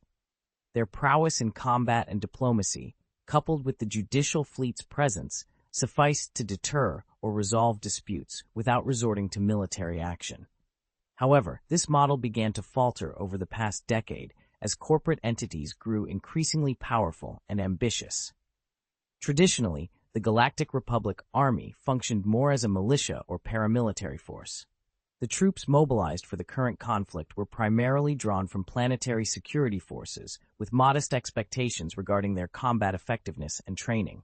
Yet, the Republic's industrial strength enabled the equipping of these forces with formidable assets like the TT Tactical Assault Walker. In a commercial building within the bustling business district, the company commander of the 4th Civilization Guard Force reported enemy movements. The southern section of Holiday Street has been breached by the Republic Army.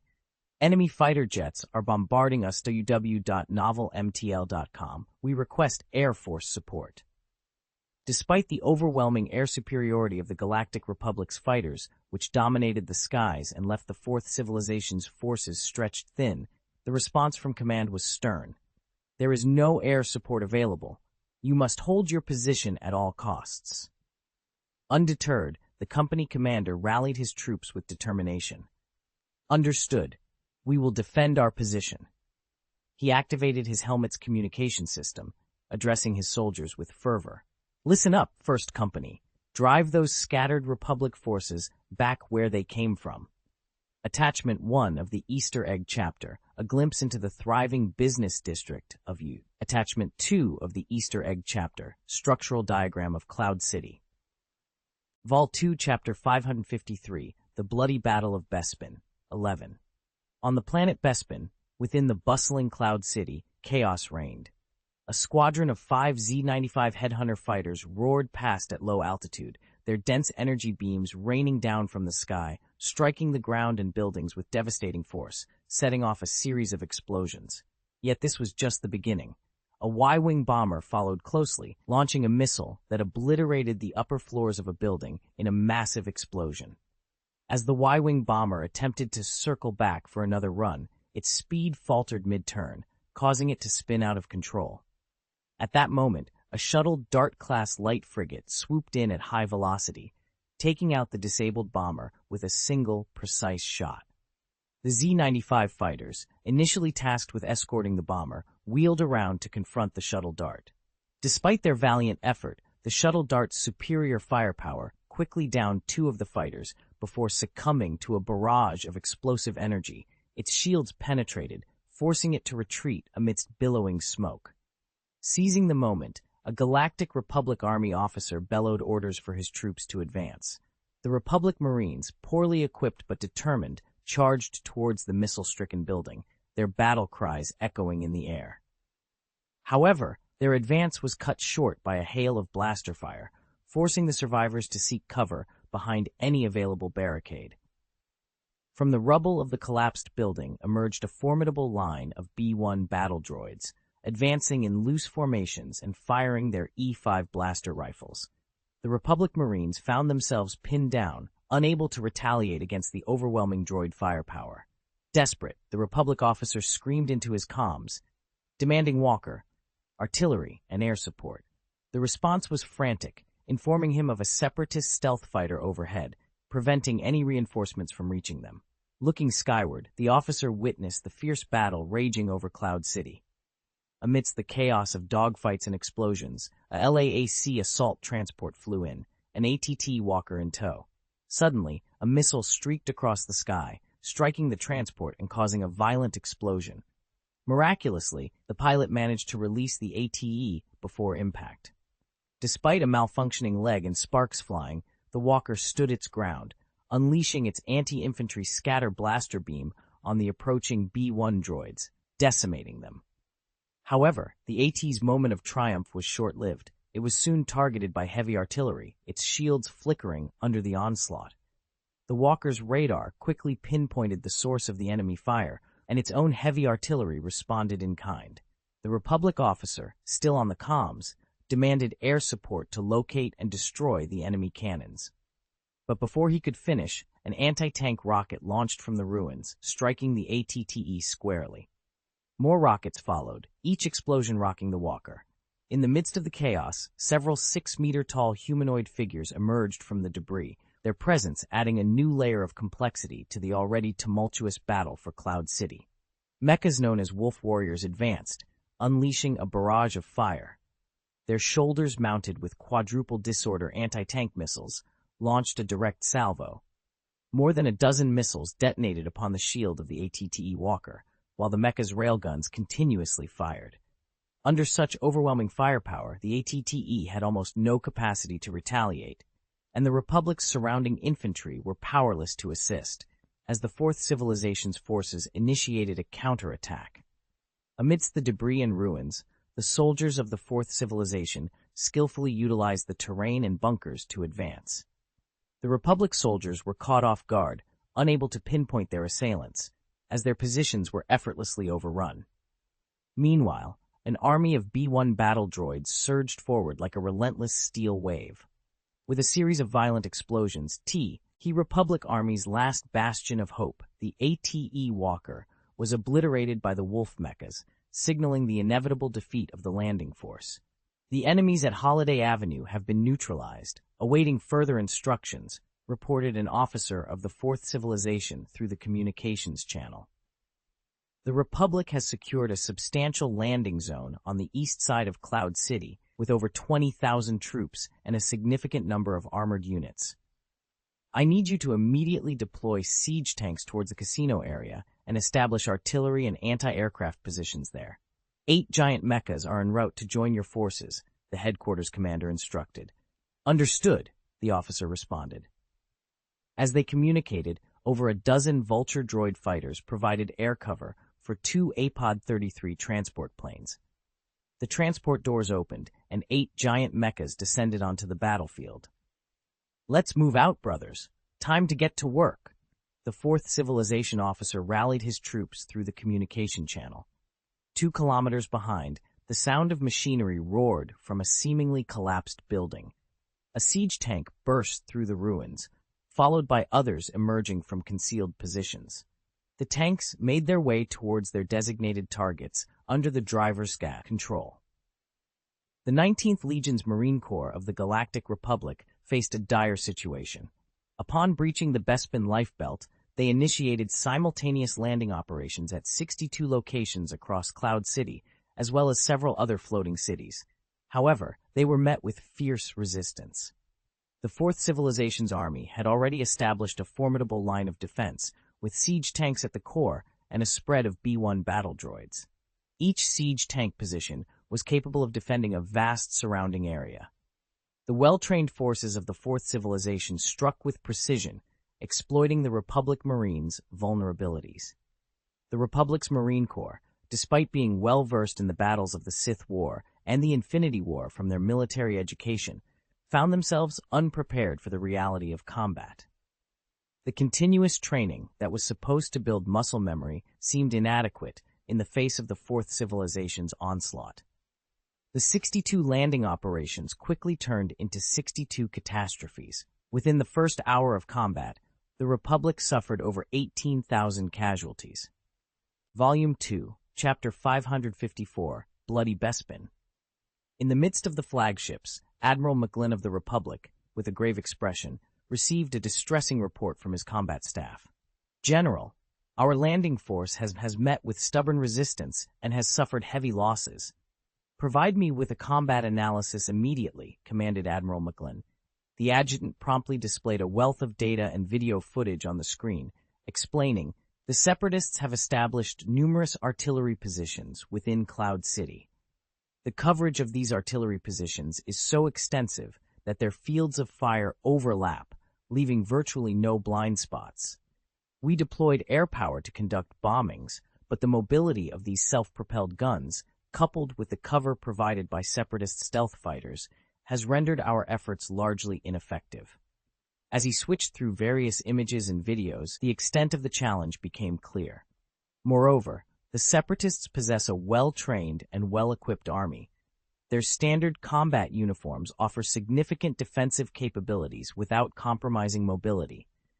Our troops have reported instances where their shields were hit by blaster fire, yet they were able to quickly recover.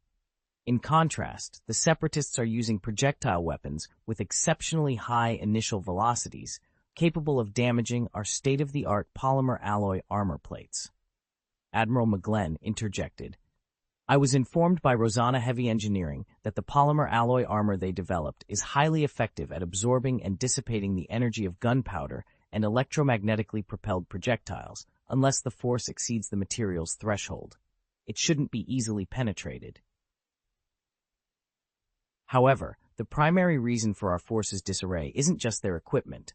The separatist soldiers and robots coordinate seamlessly, often using the robots to draw our fire while their troops execute flanking maneuvers. Their tactical acumen far exceeds that of our own forces, the adjutant continued.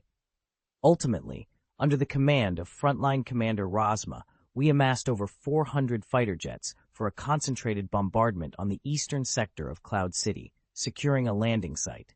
We're now focusing our efforts on reinforcing this position. Over 20,000 troops have successfully landed, and we're increasing our deployment of ATT walkers to support them. Admiral McGlenn shook his head, lamenting, "This diminishes our numerical advantage in fighters. The concentrated battlefield prevents full deployment of our forces."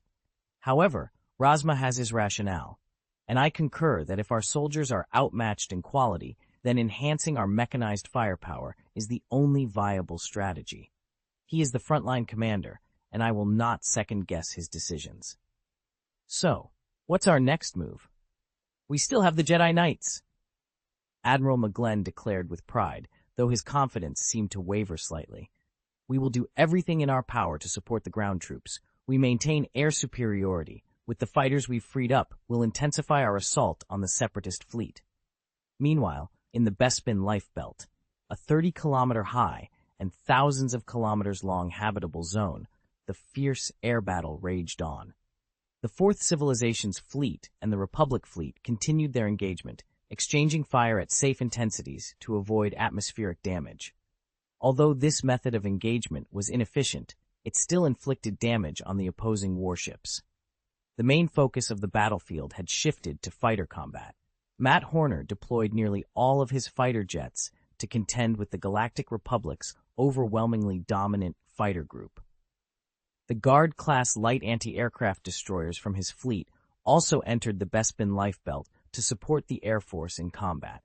Additionally, the anti-aircraft defenses of the floating cities were fully activated, unleashing a barrage of fire on any approaching enemy aircraft. This battle proved challenging for both sides, with the Republic fleet beginning to distance itself from the Fourth Civilization fleet. In the midst of artillery battles, the number of Vulture robot fighters belonging to the Fourth Civilization dwindled, while the pressure from Ghost fighters, Shuttle Dart-class, and Mang-class frigates intensified. Despite this, the Fourth Civilization maintained a significant advantage on the ground.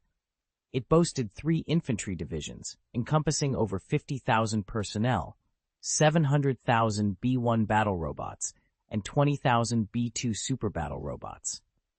To prepare for the upcoming battle, Tang Xiao had also augmented the forces with more than 400 siege tanks, despite them being primarily infantry divisions. The training regimen for the Fourth Civilization's army had been exceptionally rigorous since its inception.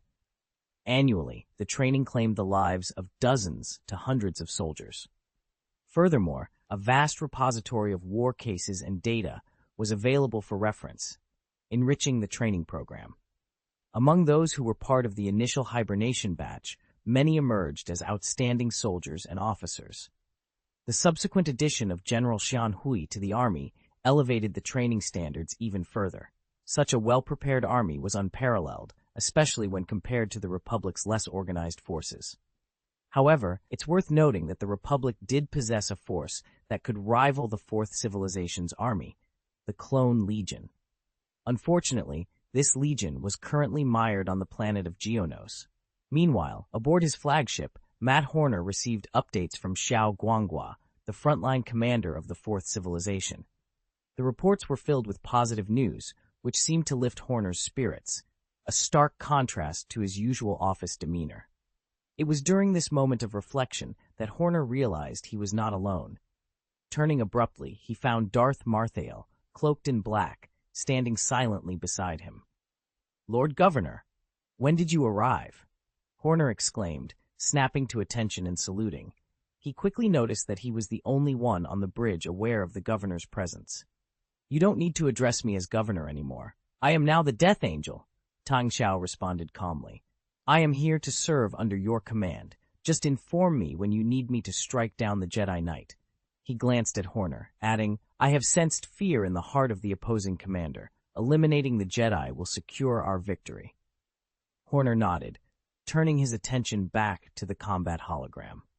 The Jedi Knights of the Galactic Republic have dispatched 4 individuals, piloting Delta 7 fighter jets. Their presence has significantly impacted our stealth fighters, with over 30 being shot down so far. Without the stealth capability, our ground troops will soon lose air support. After a moment of contemplation, Horner continued, "I am unsure of the extent of your powers, Lord Death Angel, but these 4 Jedi Knights are heavily guarded by thousands of fighters. Directly targeting them would be perilous. If there isn't an opportunity, we'll create one. An opportunity that only a Jedi would dare to take," Darth Marthael suggested. "I've concealed my presence. They won't detect any danger from me through the Force. Now we just need to present them with a chance." After considering this, Horner instructed his messengers, "Inform frontline commander Xiao Guanghua to intensify the offensive. We must break through the Republic's defense line at the landing site at any cost. Deploy all robot legions and push them to their limits, regardless of the losses. Make them feel the pressure." With a sense of pride, he added, "Disperse Fleet A. The flagship will lead the charge. I will serve as the bait myself." Volume 2, Chapter 555, Bloody Bespin, 13. Tang Xiao had recognized their path to victory, instilling fear. Despite the Galactic Republic's fleet maintaining a firm grip on the battlefield with its vast armada of over 8,000 fighters, the Fourth Civilization's Ghost Fighters were forced into shifts to allow pilots rest and to recharge their stealth systems. This strategy stretched the air power of the Fourth Civilization thin, transitioning from comprehensive air combat to a focus on escort duties. Only in dire need would they concentrate the power of their Ghost Fighters and Shuttle Dart-class frigates to penetrate the Republic's fighter groups for tactical missions. Yet, fear had already taken root in the hearts of the Galactic Republic Expeditionary Force. Fear of the unknown gripped them as they realized how little they knew about their adversary. Cole-class battlecruisers, 40-meter guns, stealth fighters, and peculiar frigates were all sources of dread. Fear of the powerful emerged as the realization set in that whether it was a 40-meter caliber supermaterial electromagnetic gun, a stealth fighter, or a shuttle Dart-class frigate, any could easily devastate, disintegrate, and annihilate them. Victory or defeat became irrelevant because facing a stealth fighter meant inevitable resistance was futile. Fear of defeat haunted them when the Republic's Marines acknowledged the strength of their opponents, sparking the notion that they might lose the battle. "All troops, assault!" Colonel Xiao Guanghua mustered all his strength to issue the final command from the frontline headquarters. Hundreds of thousands of B-1 battle droids surged from the assembly point, charging fearlessly against the heavy artillery fire of the Republic's defense lines. Armed with their inexpensive yet potent E-5 blaster rifles, they fired wildly, their sheer volume of fire sufficient to blanket every inch of the front. Siege tanks bulldozed through barriers, their 4 crawlers providing stable support as 2 90mm caliber cannons combined into a single 180mm caliber heavy artillery piece, unleashing thunderous salvos. Dozens of towering mechs, equipped with quadruple Hellfire Scatter surface-to-air missiles, unleashed a barrage of death upon the Republic fighters swooping in, ensuring they either retreated in failure or were shredded by the formidable anti-aircraft fire. At the Republic landing field's defense perimeter, the formidable ATE walkers stood immovable like reefs amidst a stormy sea. Their robust shields absorbed the siege tank's bombardment, while countless energy beams splashed against them, creating ripples akin to rain. The walkers, anti-infantry lasers, and heavy artillery intermittently erupted in fiery blasts. However, the appearance of the 6-meter-tall warrior wolf mechs wielding massive shields signaled the fall of the defense line. 4 Delta-7 fighter jets streaked across the skies above Cloud City like lightning. Despite the ongoing battle involving thousands of fighters, their speed remained unabated, even increasing. These fighters achieved accelerations of up to 200 Gs at times, a feat remarkable even within the atmosphere. The friction between their shields and the air ignited flames, making the jets resemble 4 blazing meteors. Neither the stealth Ghost fighters nor the shuttle Dart-class corvettes could match them.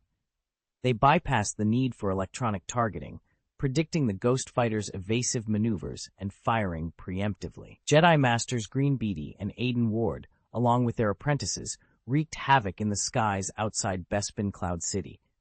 They flew with unmatched speed and precision, their presence alone a testament to their formidable skills and the fear they instilled in their enemies. Every one of their fighters faced a formidable adversary, channeling their strength to rescue Republic pilots one after another. Yet, their actions also spelled doom for the pilots of the Fourth Civilization. Master, I can't see the end of this kind of battle. The relentless combat had left Gar, Beatty's apprentice, Ulu Ulix, drained both physically and emotionally. This is war, Ulix, a war against division and for the unity of the Republic. Even if the end seems out of sight, we must continue to fight. It is our duty as Jedi Knights to protect the Republic, Green Betty explained. Separatist stealth fighters and flea ships pose the greatest threat to our pilots. If we don't draw their fire, we'll lose more lives, Aiden Ward remarked, referring to the shuttle Dart-class frigate by its nickname. Suddenly, the intensity of the surrounding air defense firepower surged. Green Beatty felt as if the sky had been enveloped by a dark cloud, obscuring the light. Separatist battleships! They're advancing! Ulu Ulix shouted in alarm. Green Beatty looked up and saw a massive battleship approaching. As it drew nearer, its immense size became even more apparent, with no end in sight. The battleship's close-in defense guns, each as large as a building, unleashed a barrage of firepower, while its main guns fired relentlessly. Their target wasn't them, it was Cloud City. The radar showed the Separatist formation changing. The original tight formation of 7 Higera-class battlecruisers and 39 Cole-class battlecruisers had spread out, encircling Cloud City from all directions. What are they planning to do? Ulu Ulix exclaimed. Do they intend to destroy Cloud City? What did you say? Green Beatty was startled, but quickly began to share her apprentice's concern. At that moment, Admiral McGlenn's voice came through the communication. General, the firepower from the Separatist warships is intensifying. I'm not sure of their intentions, but our warships won't be able to withstand such a bombardment. Whatever their plan is, we must stop them, Green Beatty declared. If that's the case, I believe we have an opportunity, Admiral McGlenn responded. Squadron 29, previously identified as the Separatist flagship, is advancing, and its flanks are exposed without the cover of other warships. Green Beatty's eyes narrowed with determination. Send 10 squadrons of fighter jets and 2 squadrons of bombers immediately. Let's take down the enemy flagship. Attachment 1 of the Easter Egg Chapter Siege Tank. Attachment 2 of the Easter Egg Chapter ATE Tactical Assault Walker. Vol 2, Chapter 556, Bloody Battle of Bespin. Conclusion. The Republic's fighter squadron immediately dispatched more than 100 fighter jets towards Green Betty and her team, closely followed by over 20 Y-wing bombers, all heading straight for the flagship of the Fourth Civilization's fleet. Unlike the ground troops who barely managed to engage in combat, the Republic's fighter pilots were well-versed in coordinating with Jedi Knights, a skill that was practically mandatory at the Flight Academy. Arranged in a chevron formation behind the Jedi fighters, the squadron was poised to maximize their firepower, especially when the Jedi disrupted the enemy's formation. And that moment had arrived. Led by 4 Jedi Knights, the Republic's fighters sliced through the defense line of the Fourth Civilization's squadron like a quartet of sharp blades, rendering even the formidable Ghost fighters defenseless. When a proton torpedo from a Y-wing bomber detonated against the shield of the flagship War Mastiff, it was quickly besieged by hundreds of Vulture droid fighters, dozens of Ghost fighters, and several Shuttle Dart-class light frigates, all desperate to protect their command corps. However, these defenders stood no chance against the Jedi Knights. Moving at lightning speeds, the Jedi-piloted fighters were impossible to lock onto with any anti-aircraft fire control system, and visually aiming was out of the question. With its flank cover obliterated, the War Mastiff struggled against the onslaught from the Republic's aircraft. Admiral McGlenn even directed the firepower of several Chaser-class battlecruisers to bombard it, forcing the War Mastiff to divert its primary energy to the shields. Proton torpedoes continued to explode against the Mastiff's weakest shield points. The shields, divided into numerous sections powered by different capacitor groups, were overwhelmed by the focused attacks. The Jedi Knights, with their heightened perception, exploited this by targeting the most damaged areas, pushing the shields to their limits.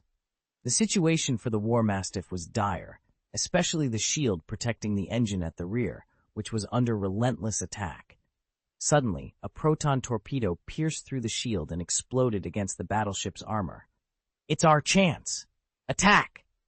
Green Betty shouted, pushing her Delta 7 fighter to its limits. The air around her craft heated from the friction, enveloping the fighter in flames as she prepared to deal a crippling blow to the enemy flagship. Even the usually composed Green Betty couldn't help but feel a surge of emotion. However, the War Mastiff wasn't going down without a fight. Admiral McGlenn's frantic exclamations filled the comms as the 40-meter caliber supermaterial electromagnetic cannon at the front of the War Mastiff began charging, its muzzle aimed directly at Cloud City. "He wants to destroy Cloud City!" Aiden Ward cried out in horror. A direct hit would mean the annihilation of all 6 million residents. "Stop him!" Green Betty commanded, already speeding towards the threat in her fighter jet, with her apprentice, Ulu Ulix, close behind. But then, a red shadow flashed before her eyes. Boom! A violent explosion rocked the space as Aiden Ward's apprentice's fighter was struck by a laser from an unknown source, transforming the jet into a fiery inferno in an instant. "Manta!" Aiden Ward screamed in despair, his voice a mix of shock and realization. At the same moment, Manta's fighter exploded, a vast dark presence unfurled, chilling the very stars in the sky.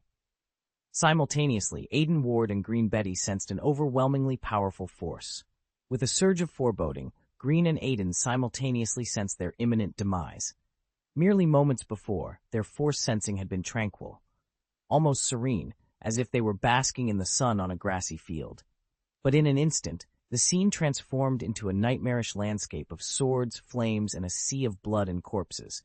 "Stealth fighter! Dark side!" they exclaimed in unison, their senses alert to the imminent danger. A blood-red spaceship, far surpassing their own fighters in speed, firepower, and agility, was rapidly approaching. "We need to retreat. We're outmatched in the air." Green Betty decisively turned her fighter towards Yuncheng, but the sinister red spaceship relentlessly pursued them, its 6 laser cannons blazing. The 3 Jedi Knights strained to use the Force, now chaotic and disturbed by the dark side, to find a sliver of hope amidst the turmoil. Suddenly, an explosion rocked Ulu Ulix's fighter, a direct hit to its wing, causing it to spiral out of control. Ulu acted quickly, ejecting the cockpit as a rescue capsule, which then hurtled towards Yuncheng with the last of its momentum. However, the red spaceship had maneuvered into an optimal firing position. Don't even think about it. In a heroic act, another fighter jet interposed itself, absorbing the fatal shot. "Aiden!" Green Betty cried out as Jedi Master Aiden Ward sacrificed himself to save his apprentice.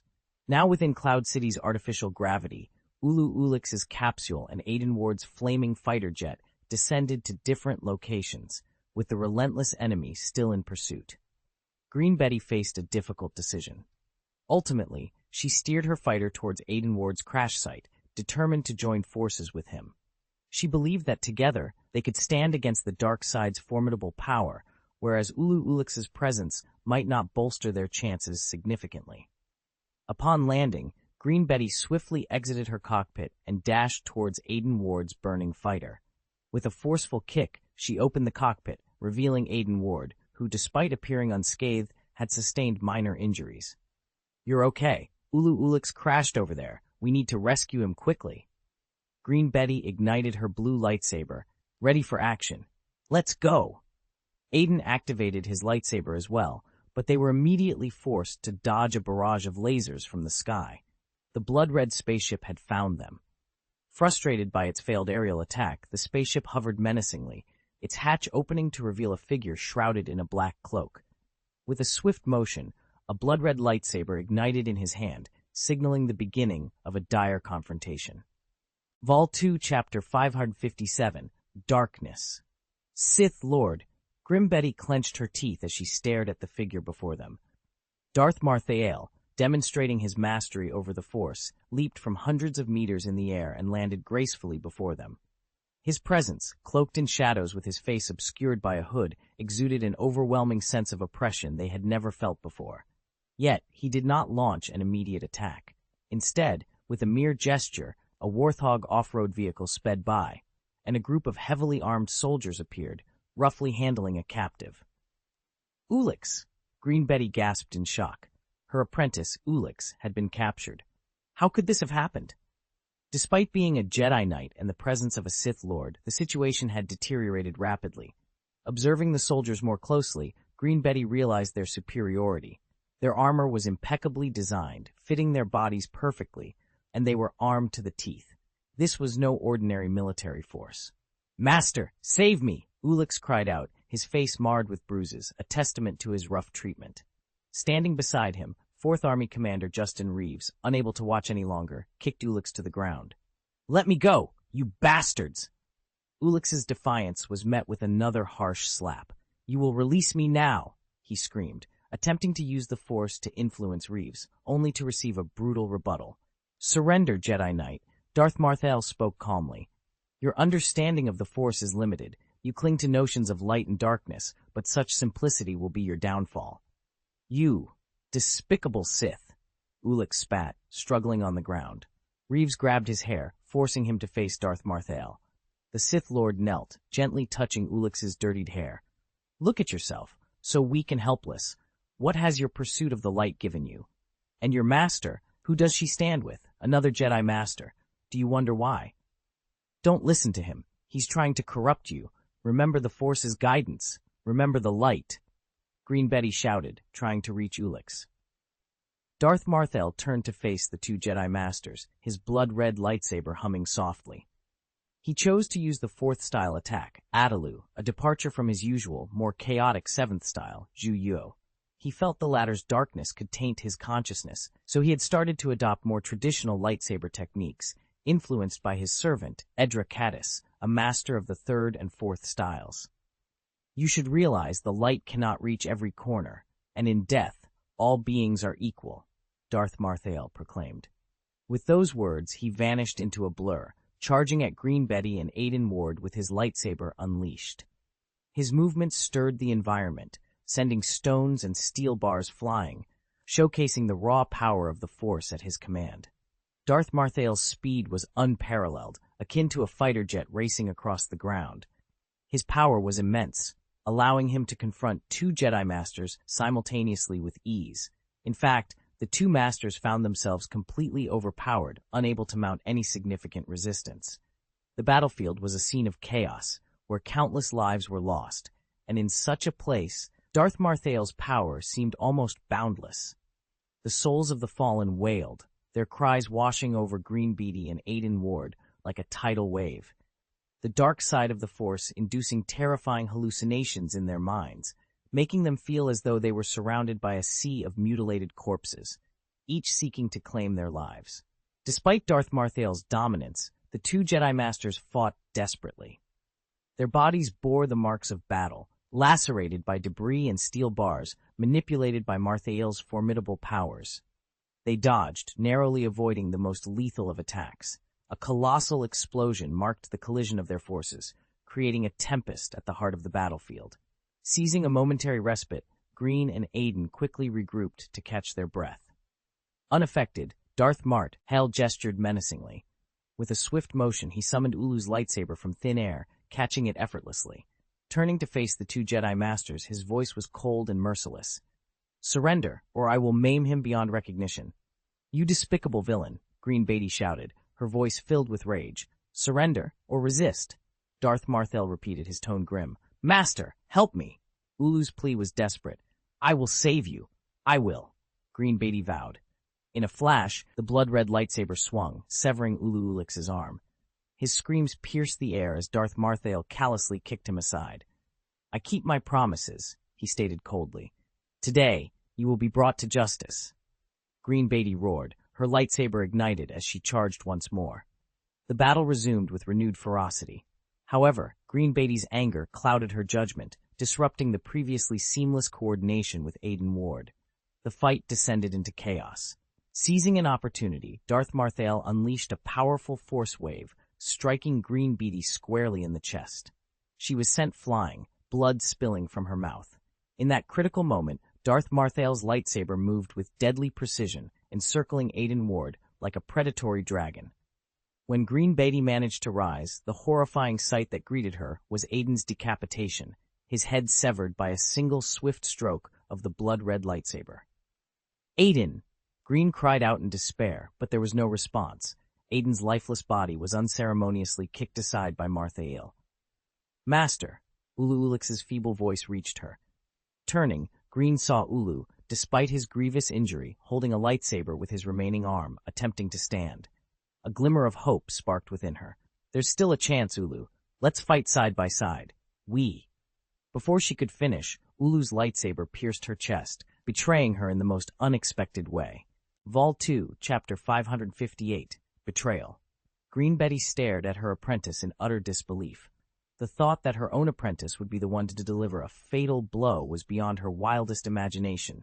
Ulu Ulix, overcome with terror, discarded his lightsaber and clutched his head in despair. No, what have I done?" he exclaimed in horror.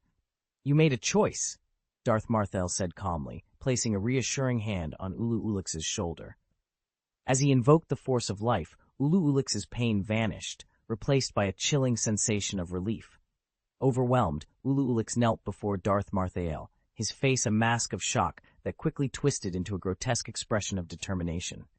The serene light side force within him morphed into a tumultuous dark force. "Go and heal, my new general. Then, seize what you desire with iron and blood," Darth Marthel commanded, his hand gently resting on Ulu Ulix's head. "Wealth, status, and an army await you, rewards for the choice you've made."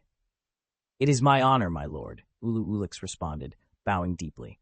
"First, you must understand the immense power you serve and the wisdom of your decision," Darth Marthel continued, turning his attention from the scene to perform a miraculous act. Before the astonished eyes of Ulu Ulix, Darth Marthel began to heal Aiden Ward, whose head had been severed. Utilizing a biogel to stabilize the newly regenerated head, he then cast a resurrection spell. Aiden Ward, though slightly unsteady, was alive once more, his eyes wide open in disbelief. Even Green Betty, who had fallen by Ulu Ulix's hand, was resurrected. However, this resurrection was far from a blessing. "Despicable Sith, you deny me both life and death?" Green Betty cried out in despair. Aiden Ward, in a futile attempt, grasped at his neck, trying to remove his head once again, only to be met with soul-searing pain. Both resurrected Jedi Masters writhed on the ground, screaming in agony. "It appears this process requires refinement," Darth Marthel mused, acknowledging the challenge of converting fiercely resistant individuals into obedient servants. He planned to take them to Darth Tenebris for further conditioning. Meanwhile, Ulu Ulix lay on the ground, shivering in fear, too terrified to utter a word. Darth Marthel observed the frightened man, but chose not to further intimidate him. As he delved deeper into the dark side, he realized corrupting a Jedi Knight was not as challenging as he once thought. The dark side, with its myriad temptations, could easily ensnare those who harbored even the slightest inner turmoil. In the past, during the Sith Wars, the fall of a Jedi Knight could be precipitated by a mere word, leading to countless instances of betrayal and darkness. The Sith, too, were prone to treachery over trivial disagreements. To curb such betrayals, the Sith adopted a rule of two, ensuring aligned interests and minimizing the chances of betrayal. Similarly, the Jedi Order implemented reforms to stabilize their ranks and prevent such falls from grace. From an early age, I instilled in you the principles of training, shaping your outlook on life and values. I believe this foundation would ensure you never falter. Yet, it appears that betrayal is inherent, even within the Sith's creed of one apprentice and one master. And despite early training, a Jedi destined to fall will still succumb to their fate. Suddenly, the entire Galactic Republic fleet was rocked by an unexpected communication. All fleets, lay down your weapons and surrender immediately. This is an order. This command, shockingly, was broadcast through the fleet's official command channel, leaving no doubt of its authenticity and not merely a hoax spread through public channels. The Republic fleet was momentarily paralyzed by disbelief. Then, on the command channel, several figures appeared. Jedi apprentice Ulu Ulix, donned in the uniform of the Confederation of Independent Systems, stood confidently on the bridge. Behind him, Jedi Masters Green Beatty and Aiden Ward appeared visibly distressed. The era of the Republic is over. The powerful have long disregarded the lives of civilians. Today marks the beginning of a new order. Lay down your weapons and join us in building this new future. Ulu Ulix declared passionately. Admiral McGlenn of the Republic, in a swift reaction, nearly snatched the communicator to issue a countermand to the fleet.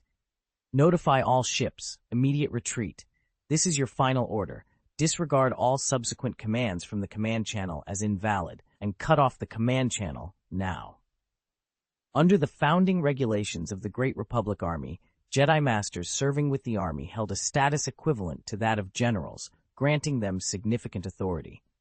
Now, with these Jedi Masters betraying the Republic, if they were to issue a surrender as the highest commanders of the fleet, the Republic's forces might indeed have capitulated.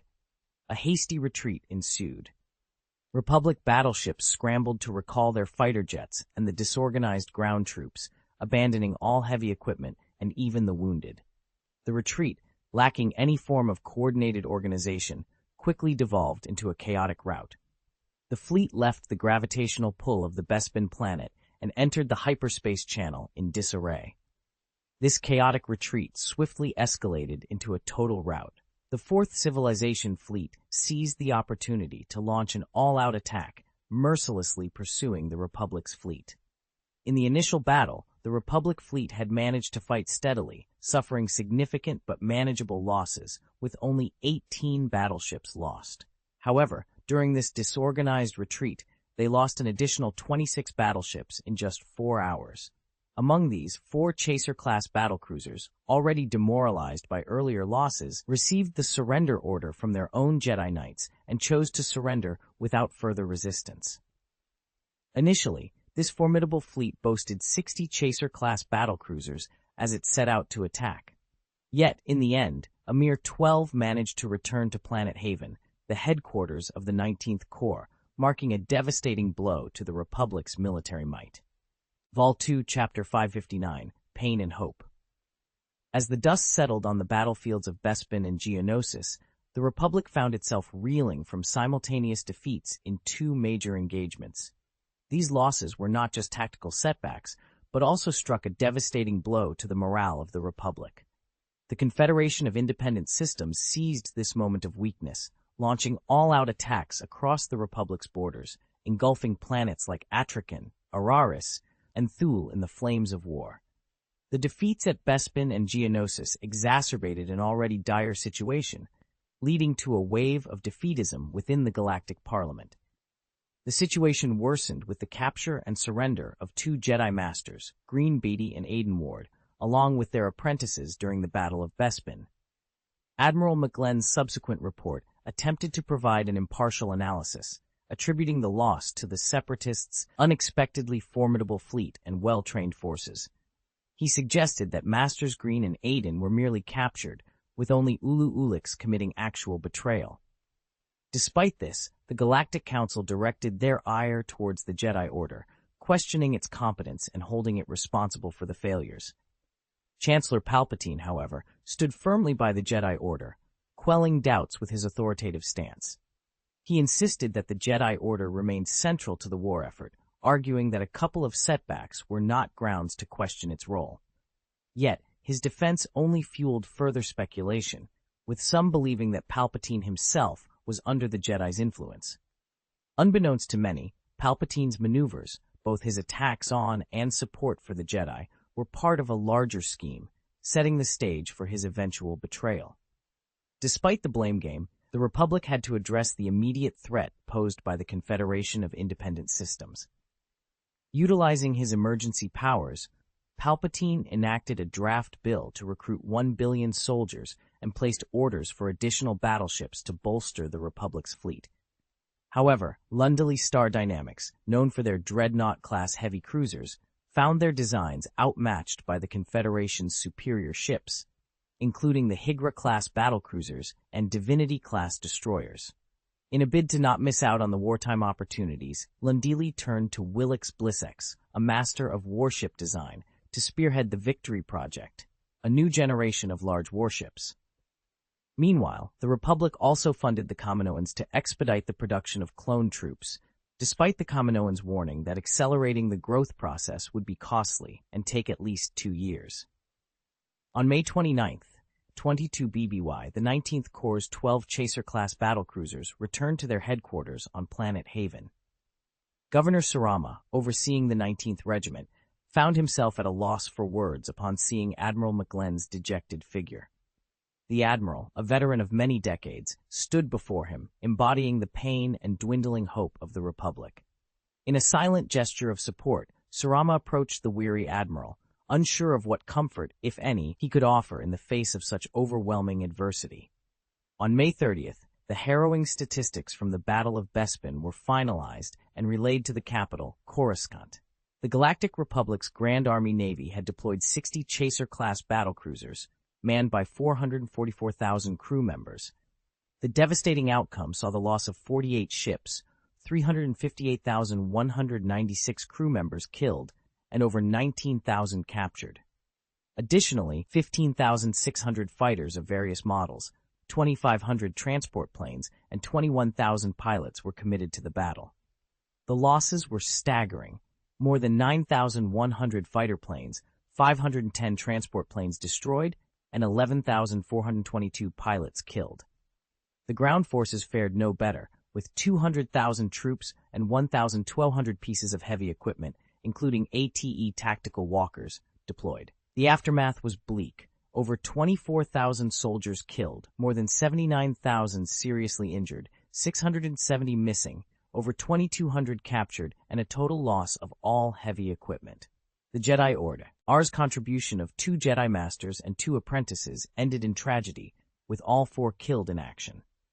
The news sent shockwaves throughout the nation.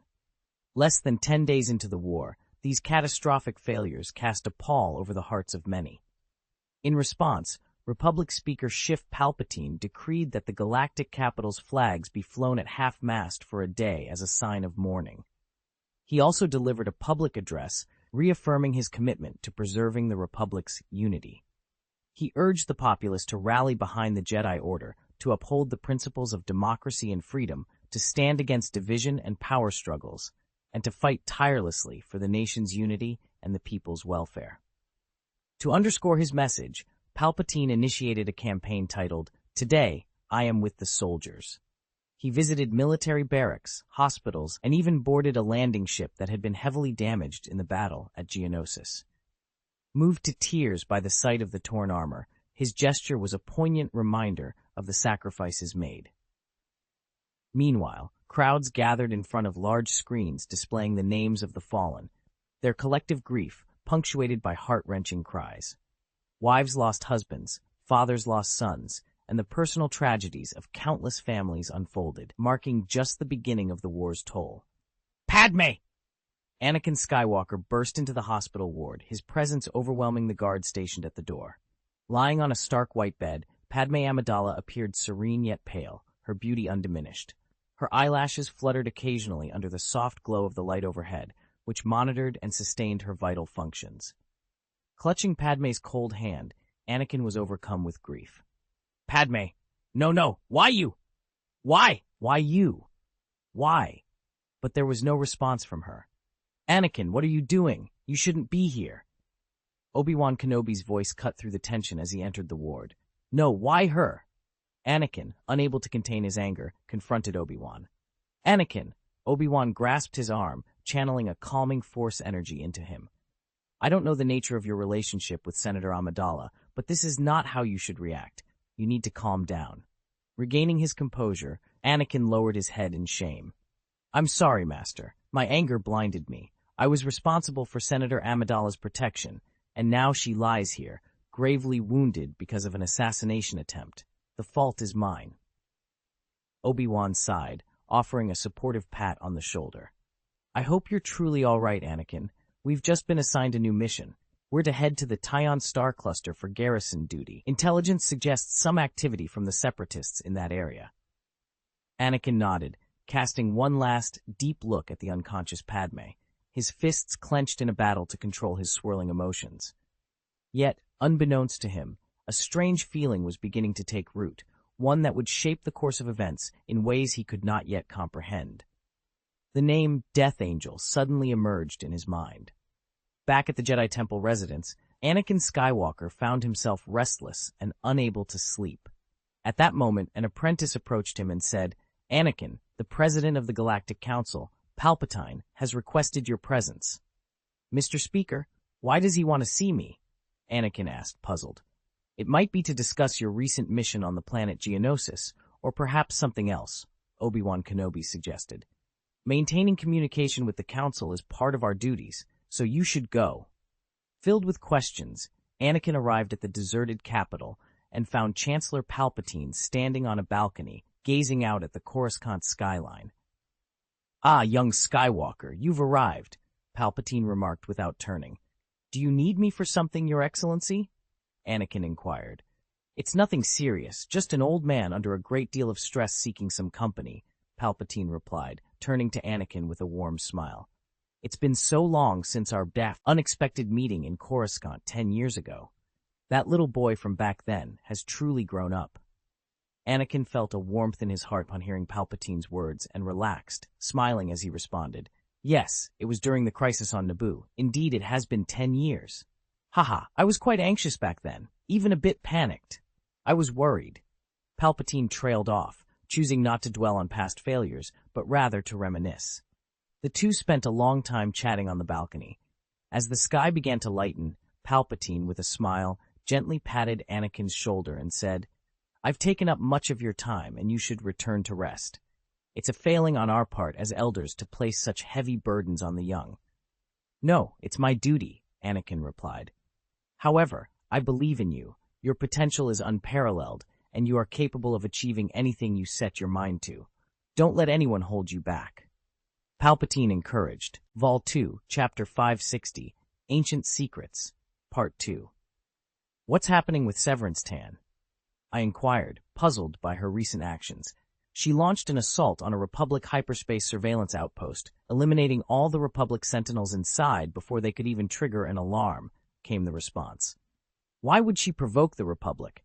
I specifically advised against making her actions too conspicuous. It appears she was acting on information provided by Bulka of the Hutt under certain conditions. Bulka? Which family does he belong to? The Desaligic family. That's acceptable, then. Let Tan enjoy herself, I decided, though with a hint of reservation. Aren't you curious about the information Tan acquired? My advisor pressed. The Force has already revealed to me the essence of it. It's about a project that harnesses the Kyber crystal to unleash a formidable energy burst. Lord Governor, your insight never ceases to amaze. Indeed, the Extractor Project is a technology that employs Kyber crystals to emit a potent energy. Elaborate on the specifics, I demanded, intrigued. The Extractor Project was developed by the Wookiees, he explained. Wookiees? I echoed, surprised. Yes, it demonstrates that even among primitive and backward races, there can be individuals of exceptional genius. And what exactly did this Wookiee invent? Imagine a lightsaber, but magnified tens of thousands of times in power. If that's the case, this is indeed a remarkable discovery. It's not merely powerful, it's invincible. There's nothing in this galaxy that can withstand it, provided it's sufficiently large. Are you suggesting it's not large enough? Currently, it cannot be applied to warships. The Republic is experimenting with integrating this technology into a tank. Even so, that would result in an invincible tank. Indeed, an invincible tank, I mused, impressed. And what of Tan's plans? She doesn't have a concrete plan, or if she does, she hasn't shared it. Her strength lies in her ability to adapt spontaneously. Then convey to her that if she can deliver the extractor to my desk, I will appoint her as my first marshal.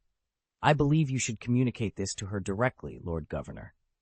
Tan and I share a bond beyond mere hierarchy. We are first comrades, then mentor and apprentice, and only then superior and subordinate. A genius of her caliber deserves no less. I would consider it an honor to be in her position. But you are not her, Zemo. You are yourself, and it's your unique perspective that allows you to see the full picture. From the moment you acknowledged this, Lord Governor, it was clear you are the one who truly sees all. I am merely a small part of the grand endeavor of the Fourth Civilization. Zemo, you are too. Do you consider me your superior? No, we are first and foremost comrades in the cause of the Fourth Civilization. It's my honor, Your Excellency. I never imagined being part of such a grand narrative. I eagerly anticipate reaching the culmination of this journey. Even if it leads to your end, I will not falter. In the outer ring of the Milky Way, within the Pelgrin sector, lies the Dry System and its satellite, Dry 2.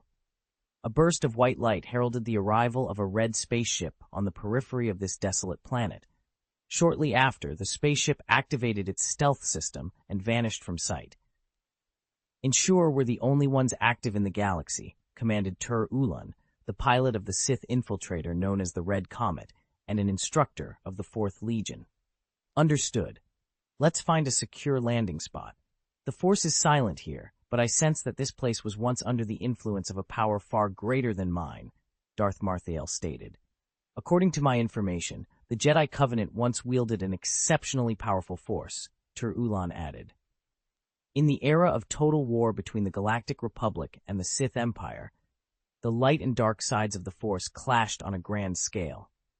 Throughout this conflict, ICT, which spanned more than 3,000 years, both technology and the Force evolved dramatically, I noted. Your observation is slightly off, Ulan. Today, both the Jedi Order and the Sith have advanced their understanding of the Force far beyond what it was back then. However, compared to the unrestrained development of the past, current Force research is approached with much more caution, Das Masail interjected. I may not be Force-sensitive, Your Honor, but the records indicate that 3,000 years ago, the exploration of the Force reached heights we're only beginning to understand now. Years ago, during the Sith War, was indeed considered the golden age of the Force, both for the Jedi Knights and the Sith. Your Lordship, Tur Ulan began. I concur. In fact, this represents the most significant divergence between the Sith and the Jedi. My mentor, Darth Plagueis, was also deeply engrossed in studying the nature of the Force, aiming for recognition by Darth Sidious. His research was groundbreaking, yet it ventured into realms considered forbidden. This is history now, my lord.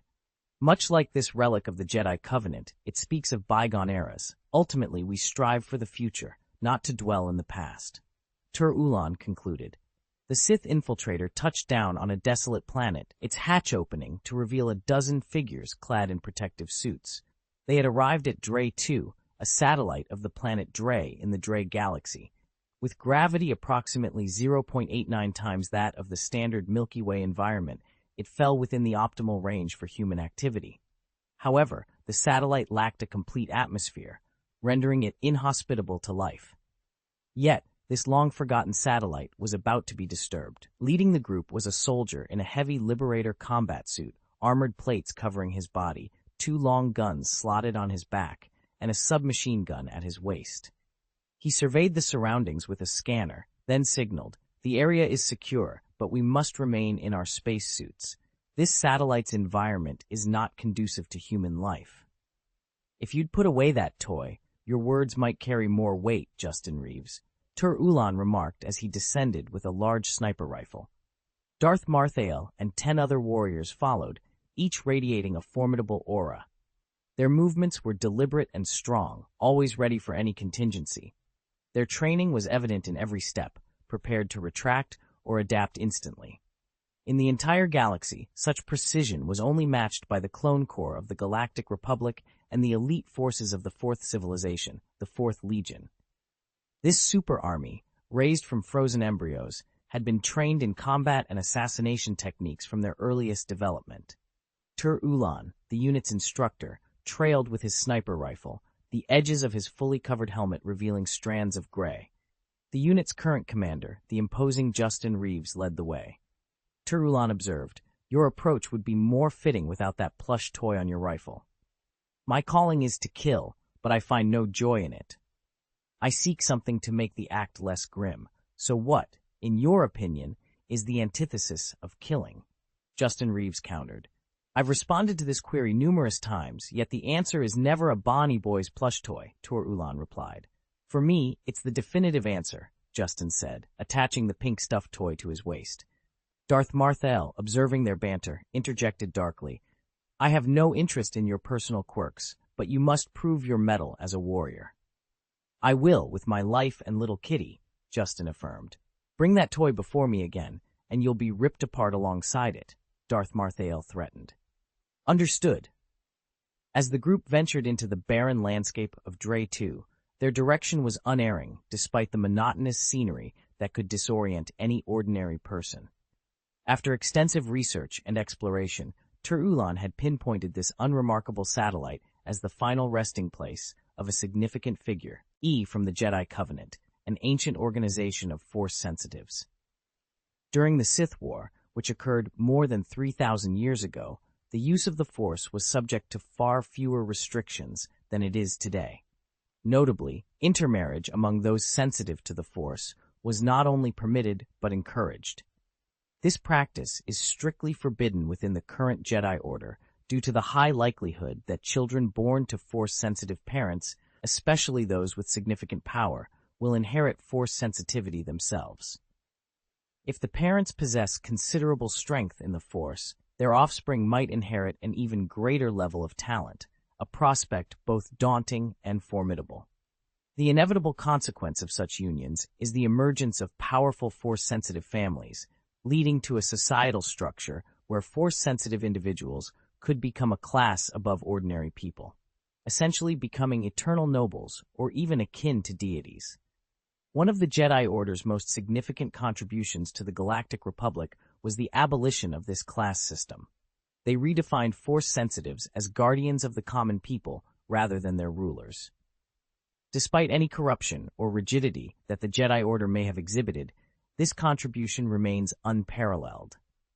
However, more than 3,000 years ago, during an era marked by total war between the forces of light and darkness, there existed the Jedi Covenant, an organization of Force sensitives that was radically different from the current Jedi Order. The Jedi Covenant was determined to resist the Sith Empire and the dark side of the Force at all costs. They were prepared to do whatever was necessary to contain the spread of darkness, even if it meant sacrificing the lives of billions of civilians on an entire planet. The Dre family was among the largest Force-sensitive families within the Jedi Covenant. Lucien Dre, a leader at the end of the Jedi Covenant and an incredibly powerful Jedi Master, is buried on a planet named after his family, Dre 2. My former master, Darth Plagueis, conducted extensive research on this topic, Ulan explained. At the end of the Sith War, the Jedi Covenant, as the most radical Force-sensitive faction, eliminated a large number of Sith Lords and seized their treasures. Many of these treasures were considered too dangerous for the world, so they were buried along with their secrets in the tombs. The Jedi Order's efforts to dismantle the class system that elevated Force sensitives above ordinary people marked a pivotal moment in galactic history. By positioning Force sensitives as protectors rather than rulers, they made an unparalleled contribution to the Galactic Republic. Yet, the Jedi Covenant's extreme measures during the Sith War highlight the lengths to which some were willing to go to combat the darkness, underscoring the complex legacy of Force-sensitive organizations throughout history. Unfortunately, it seems there's been a mix-up in the details provided. The text you've shared references elements from the Star Wars universe, specifically mentioning the Republic, the Confederation of Independent Systems, and the Deslogic family, which is likely a nod to the Hutt clan, known for its criminal activities within that universe. This doesn't align with the Harry Potter universe or its fan fiction context as initially mentioned. To assist you effectively, I would need content that is directly related to the Harry Potter universe or the specific fan fiction narrative you're referring to. If you have a passage or chapter from the Harry Potter fan fiction that you'd like to be improved upon, please share that text, and I'll be more than happy to help enhance it according to your requirements. Volume 2, Chapter 561, The Jedi's Test, Part 1. Darth Malthael surveyed the desolate landscape before him. The planet was barren, offering nothing but endless expanses of icy desert. The dark gray dust blended with the sky, creating a monochromatic world devoid of life. The probe held by a soldier of the Fourth Legion remained inert, its silence a testament to the planet's emptiness. Without the clues discovered by Turulan, even a spacecraft conducting a thorough scan might have overlooked this place entirely. Turulan halted and announced, "According to the data retrieved from an ancient holographic recorder, the entrance should be located here." Justin Reeves eyed the small mound, no more than 100 meters high, with skepticism. Given the topography of this area, it's unlikely for any surface structures to exist. This must be an underground tomb, concealed by layers of dust, he deduced.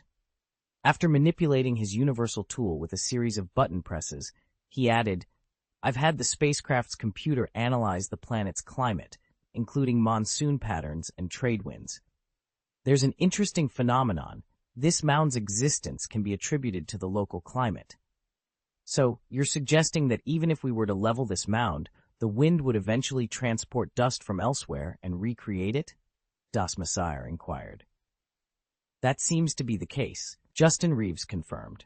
"The unique low-pressure system here generates a cyclone belt, albeit a weak one, that's capable of gathering dust.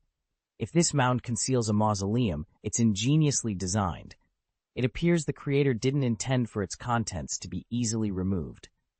No, we can't be certain of Lucien Dre's intentions before his demise, but he likely intended for these artifacts to aid the Jedi Knights, hence the clues he left behind," Turulan speculated. "In that case, why not simply demolish the mound?" Justin Reeves suggested. Darth Malthael dismissed the idea with a wave of his hand. "The dust is exceedingly fine. A forceful explosion could inundate the mausoleum with dust, potentially destroying its mechanisms and burying it permanently." "Then, shall we excavate?" Justin Reeves mimed a digging motion. "The dust is both soft and fine. Attempting to dig would cause simultaneous collapse, effectively requiring us to excavate the entire mound," Darth Malthael explained, shaking his head. "Considering Lucien Dre's wish for these items to be discovered by a Jedi Knight, we must approach this from a Jedi's perspective. What decision would a Jedi Knight make?" With that, he stepped forward, placed a hand on the mound, and whispered, "Feel the guidance of the Force. If the Sith swim against the current, then the Jedi flow with it. It's not about us entering the mausoleum, but allowing the mausoleum to welcome us." Darth Malthael entered a profound state of meditation, reminiscent of his sessions on the planet Dawn, where he felt a deep connection with the surrounding nature. This practice marked a significant departure from his dark side teachings, yet it was a method through which he experienced rapid growth. Trained by Darth Plagueis and Darth Tenebrous, he recognized that this technique diverged from Sith traditions, which never sought harmony with nature. Attributing this unique ability to an unknown gift, perhaps from the same force that brought him to this world, Darth Malthael chose to embrace its benefits without seeking its origin. As he meditated, a vortex slowly formed in front of him. Though it moved at a leisurely pace, it effectively repelled the surrounding dust, continuously drawing in and swirling the collapsing particles, forming a clear path. A sudden vortex emerged, not only pulling, but also exerting a forceful suction, drawing everyone towards its center. Justin Reeves and his fellow soldiers from the Fourth Legion instinctively tightened their grip on their horses, attempting to resist the pull. However, Darth Malthael commanded, "Don't resist. This is the first test. With that, he allowed himself to be gradually drawn into the vortex, disappearing into the swirling sand and dust. After a moment or two, the sand and dust around Darth Marthael cleared, and the wind stilled. He found himself standing in the heart of a domed hall. At the center of this hall was a towering statue, 20 meters tall. The statue depicted a man with short hair, dressed in an ancient combat uniform adorned with pieces of armor. Lucien Dre, Darth Marthael murmured to himself. After 3,000 years of waiting, it's a Sith who comes to visit. I wonder how you would feel about that. The whirlwind behind him gradually brought the others through a concealed exit. The soldiers of the Fourth Legion quickly spread out, adopting defensive positions and vigilantly scanning their surroundings. If we've entered as expected, there should be no danger here, Darth Marthael reassured them. It's a test of trust, he explained. Trust? Turulan inquired, puzzled. Yes, trust in the light side, trust in our comrades. A Sith Lord, driven by distrust, would never allow himself to be so vulnerable. He would resist, and by resisting, he would fail to be drawn in. An impatient Sith might resort to violence instead, Darth Marthael elaborated. But Jedi Knights are different. They would approach without hostility and thus would not resist. This mechanism is less about technology and more about understanding and influencing the hearts of people. Tur-Ulan, looking towards a dark, foreboding passage at the front of the hall, voiced his concern. Could this be a trap? The tombs of Jedi Knights don't employ traps, not even those belonging to the most zealous factions, Darth Marthael assured him. Jedi are honorable. They would not harm innocents before deeming it necessary to use force against you. Let's proceed. With a sense of purpose, they moved towards the dark passage, guided by Darth Marthael's confidence in the principles of the Jedi and the tests that lay ahead.